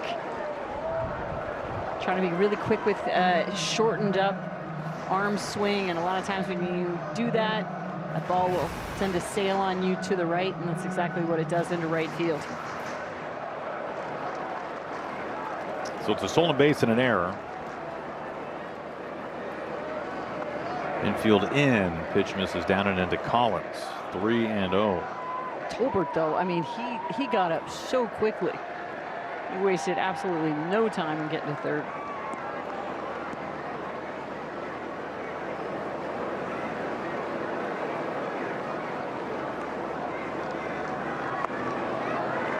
Walked him on 4 pitches.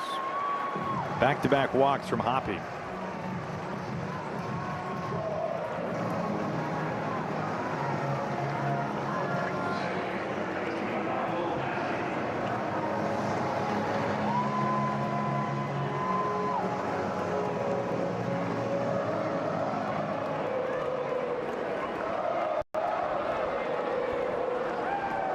Infield in, runners on the corners. Down low to Massey. Yeah, and Mariners have a really difficult job in front of them trying to tie this up. Down 3 runs heading into the 9th. I mean, you don't want to make it impossible.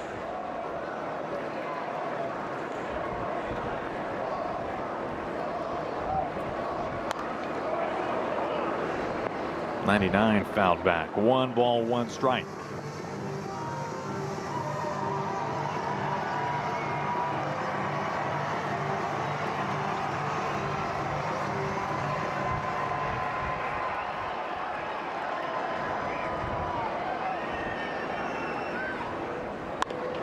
Right back, Hoppy knocks it down, recovers a long underhand flip, and it's not in time.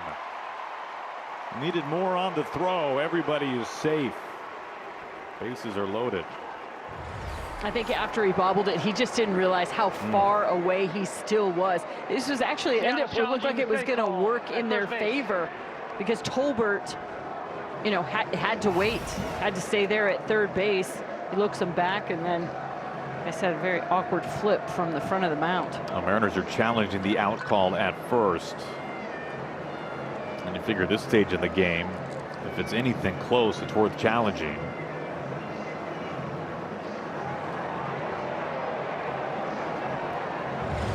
This is a great stretch by Naylor.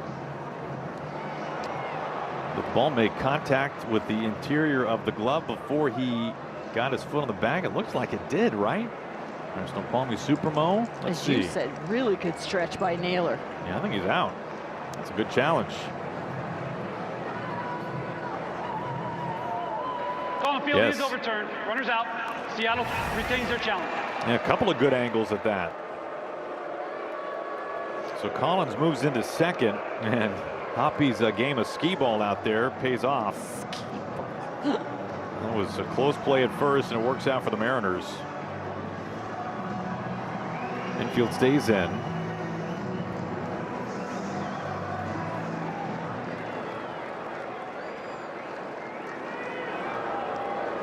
Here is Isbell.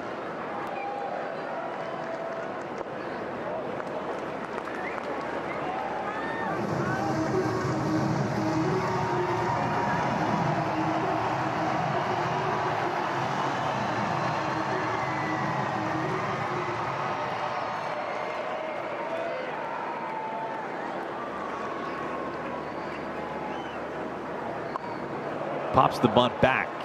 1-1.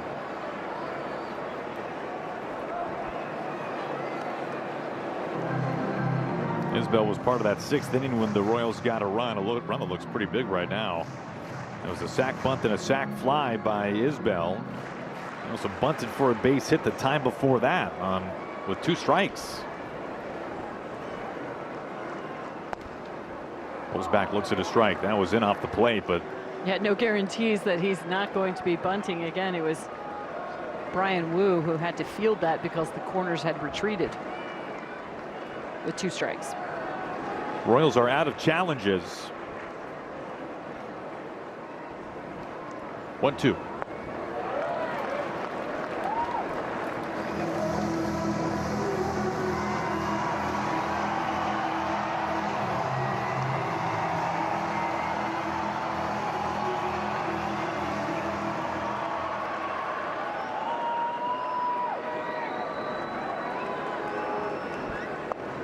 He struck him out. Isbell retired. Good late life with this slider. A pitch looked so good coming out of the hand. He says, I love it, I want it. And then all of a sudden that late movement says you can't have it. Here is Garcia.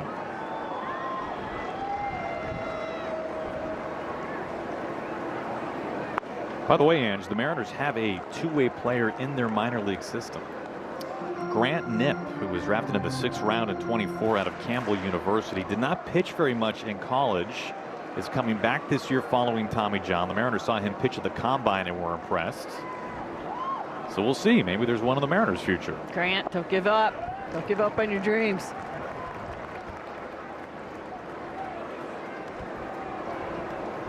Tell you things are impossible, and all of a sudden you're doing them.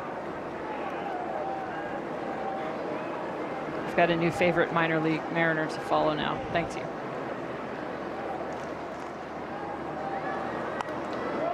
Your little gift to me, like the Burt ends and macaroni and cheese the other night. Just thank you. That's all I have to say to you, Aaron. Thank you. Well, I thank Grant.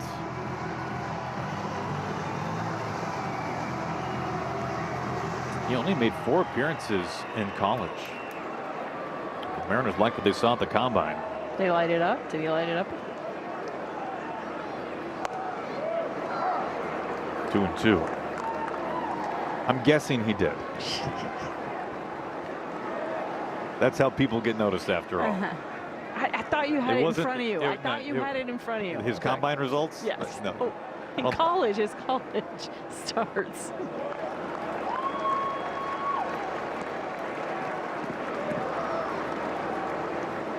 Three balls and 2 strikes.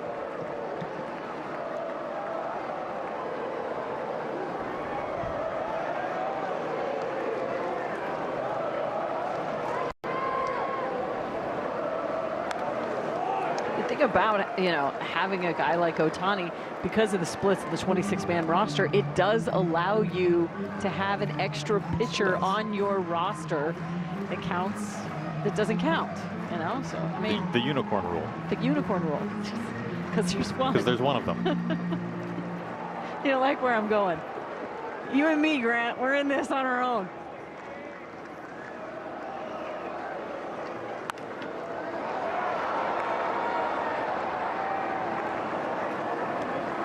I believe in unicorns. There you go. It might just be chubby hippos, but chubby unicorns are hippos, right? That's what it is. You know, we saw Garcia take a swing yesterday and have some real discomfort, and it looked like maybe that happened again here. Might be dealing with something.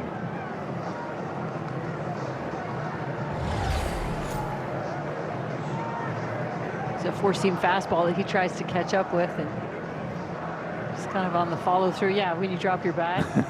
That's a pretty good sign to the trainer that something's going on. Don't like the way that felt.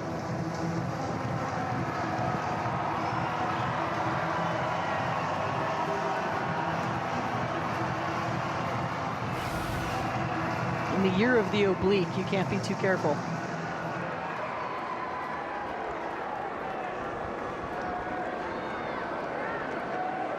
Two out, 2nd and 3rd. Ground ball, tricky hop, and it's under Emerson's glove into left field. Tolbert in, Collins rounding, he scores as well. With 2 outs, Garcia pushes 2 more across, and the Royals take a commanding 8-3 lead.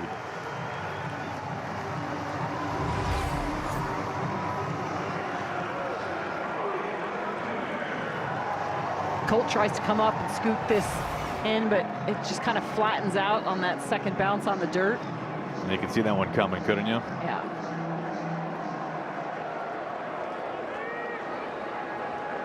Did the right thing, though. You got to come and try to eat it up. Outside ball 1 to Bobby Witt Jr.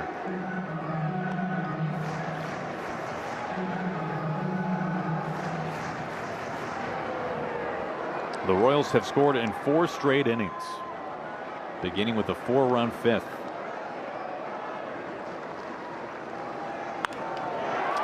The other way on a line into right field. O'Reilly cuts it off before the warning track. Garcia is into 3rd. Bobby Witt Jr. slides into 2nd base with a double. With his speed, you just have no room for error. And actually, Luke Raley did a very nice job of cutting this ball off. This ball was stung into right center field, over 104 miles per hour. I feel like if maybe Luke could have gotten this clean, kind of drops it, but keeps it right there in front of him, and then nearly got Bobby Witt Jr. at second base. Now, nobody's up on the bullpen for the Mariners. 30 pitches for Hoppy. Trying to give him a bit of a breather here.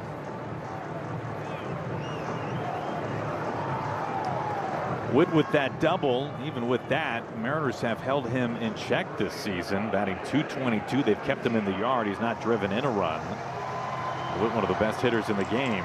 This is his first hit today. Yeah, and a big reason why is because they've been spinning it at him. That was a four-seam fastball that he was able to drive into right center field, but a lot of off-speed this season from the Mariners to Bobby Witt Jr. And it's not that he doesn't hit the off-speed. You know, he's hit 275 off-speed, but a lot less damage. Second and third, 2 outs. Here is Pasquantino.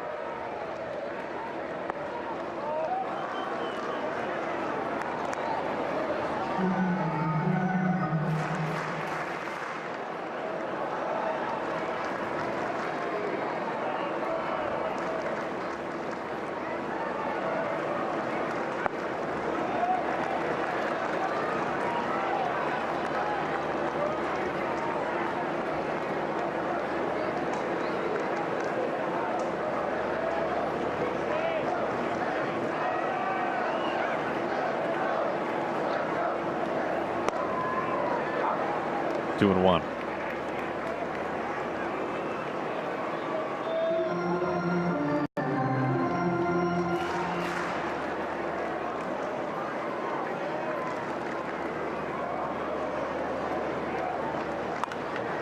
Popped him up.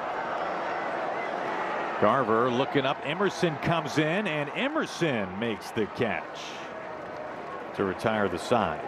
2 runs in for the Royals. We go to the 9th. Mariners trailing 8-3. Lucas Erceg coming on to pitch, their closer.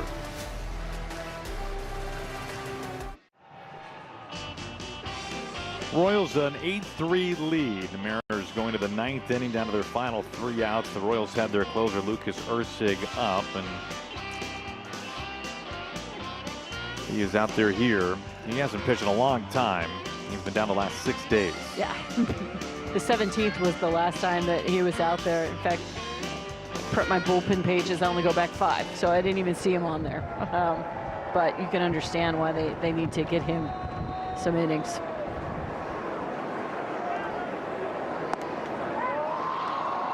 Ball 1-2, Mitch Garver.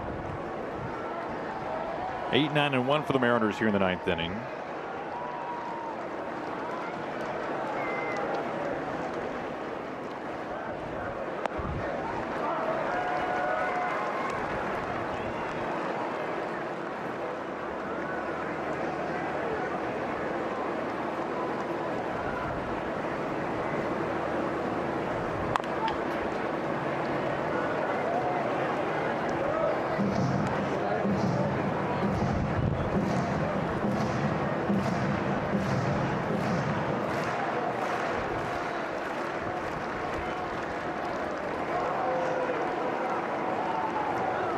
One, two.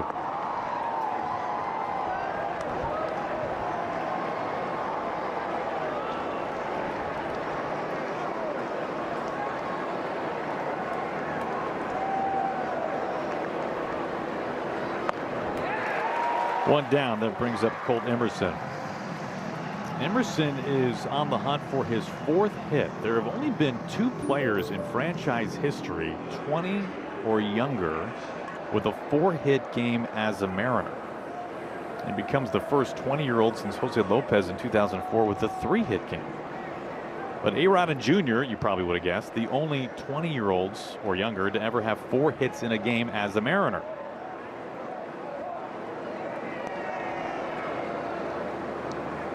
Emerson has doubled twice and driven in a run with a single. I mean, we've got a long way to go with Colt Emerson, but what he's showing you today is kind of what we saw with him at the minor league levels. his ability to hit the ball, not just gap to gap, but line to line. And the most impressive thing about today's outing for him was that double to left field, going opposite field the way he did today for that double. This is down the line. Will it stay fair? It is fair. It short hops the wall. It's the third double today for Colt Emerson. A-Rod, Ken Griffey Jr., and today Colt Emerson, the only three 20-year-olds or younger in franchise history with a 4-hit game. And 3 of them doubles. What a fantastic piece of hitting by Colt Emerson. I love his swing. I love it. I love how he lets things travel. I like his pitch selection and that ability to hit the ball the opposite field with authority. That one, 100, just shy of 100 off the bat. Really, really impressive.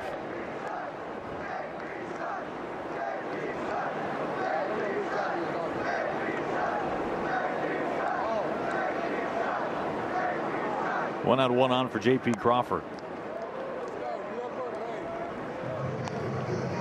Boy, 3 doubles in a game is hard to do no matter how old you are.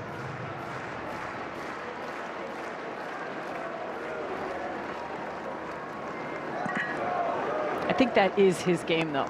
I mean, yeah, he's going to lose one, and yeah, his first major league hit was a home run, but I think it's the doubles in the gaps and the doubles down the lines. That's his game. Fill the rest in with singles, make it pretty. He is the youngest player with 3 doubles in a game since Manny Machado. He did it back in 2013 with the Orioles. If you wondered why they wanted him here, you're getting it. It's on display today here in Kansas City.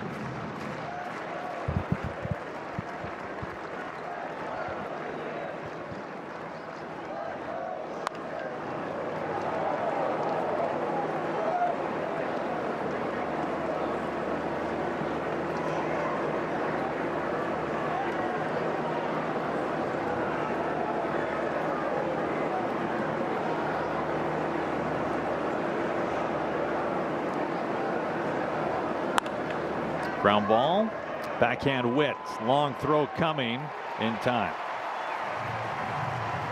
2 outs. Good piece of base running by Colt, even though this is a pretty lopsided game. He made the right read. Bobby Witt Jr. going to his right, just a tick, and it took him back as well. Last hope today for the Mariners, Julio. He homered back in the first. Mariners haven't had a whole lot since then. Julio, soft fly ball, and this is dropping in for a base hit. Emerson scores. Kind of no man's land out there.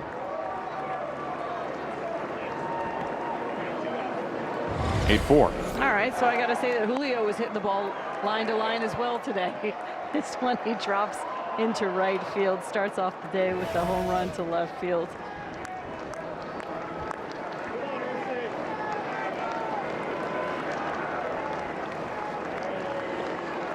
Here's Naylor.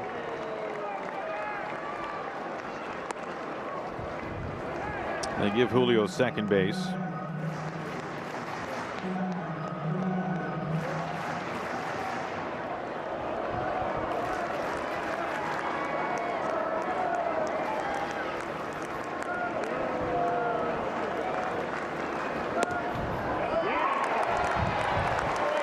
By the way, if you look at the last occasions where Mariners had 3 doubles in a game, Julio did it this year at Minnesota. Polanco did it last September. And before then, you have to go back to 2020. So a rare feat, regardless of your age.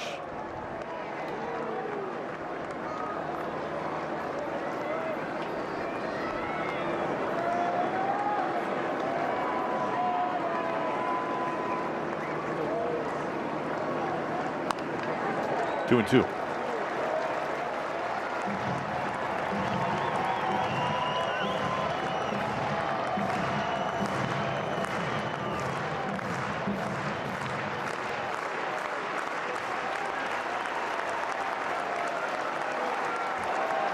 Naylor calls time.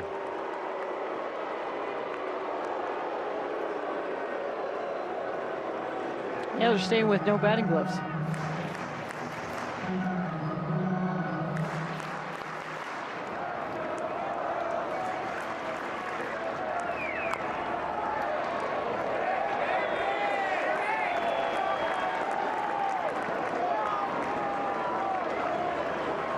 Sacramento tomorrow, game 1 of 3 on deck for the Mariners against the Athletics.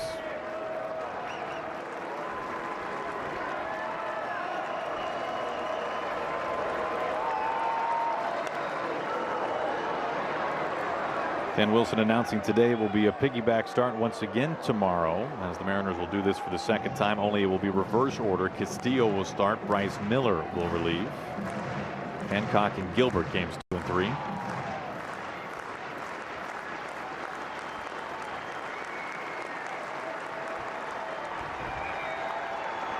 Another foul ball.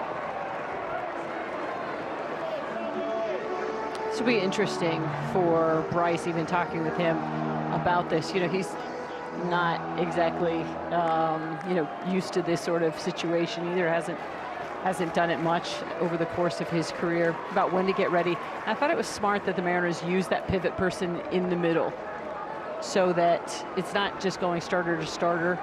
And I wonder if they'll do that again. Last time it was out of necessity, but I think it ended up working out well so that Luis Castillo had enough time to get ready. And it'll be interesting if they just kind of wedge that in there again so that Bryce has a normal run up to coming into the game too.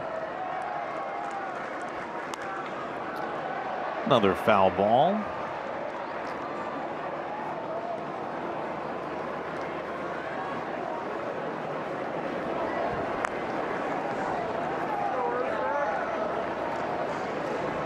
Three and 2.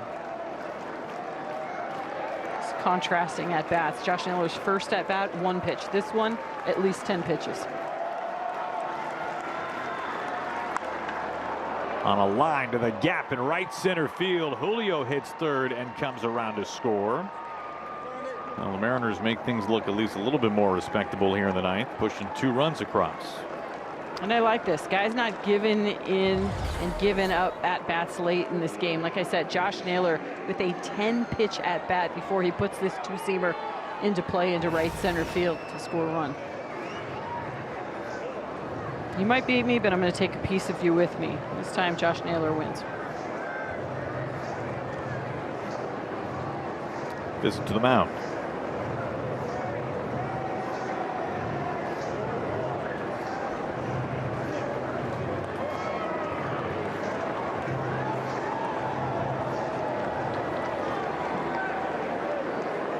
Here's Randy.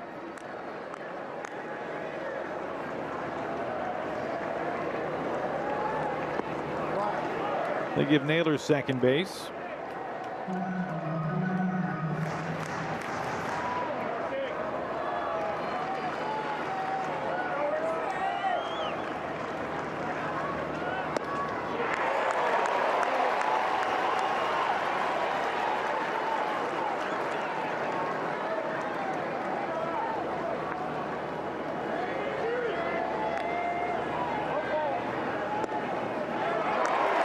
That's a strike on the top line, and the Mariners down to their final strike today, 1 and 2.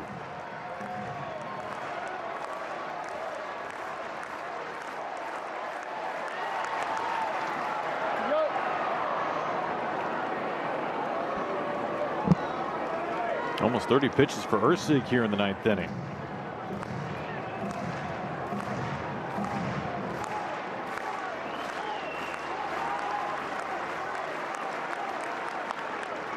This ball fair, and it's past Garcia. Naylor trots home to score. Mariners are starting to make this one a little more interesting. A 3-run ninth inning. Okay. Yeah, and you never know what's going to be that difference. I mean, all of a sudden now the tying run is coming to the plate. And they, you know, had indifference to both Julio and Josh Naylor, giving them second, and both of them end up scoring because of that. Another double for Randy. He's been a doubles machine so far this year. So 3 runs in. And now power coming to the plate. Luke Raley representing the tying run.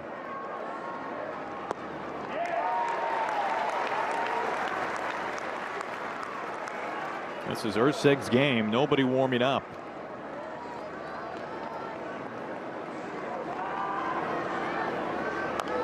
A swinging bunt. Perez pounces on it, throws off balance, and out at first base.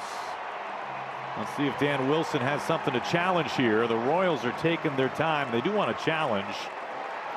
We'll find out if this is a Hail Mary or if they actually saw something. If you think there's even a chance of getting this overturned, you've got to challenge. Why not? Can't take it with you.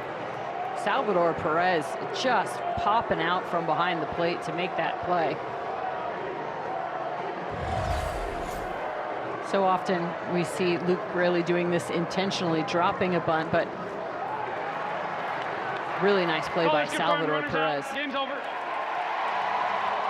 He is out. Call is confirmed, and this one is over. The Royals, they really manhandled the Mariners this year. They finished the season series. The Mariners do 1-5 against Kansas City. They dropped 2 out of 3 here. Yeah, the barbecue was delicious. The baseball kind of leaves a bitter taste in your mouth here in Kansas City. The Mariners stung some baseballs, but just did not have much to show for the at-bats they had today. 8-6 the final score. Mariners make it interesting in the 9th, but too little too late. Mariners postgame starts in 2 minutes.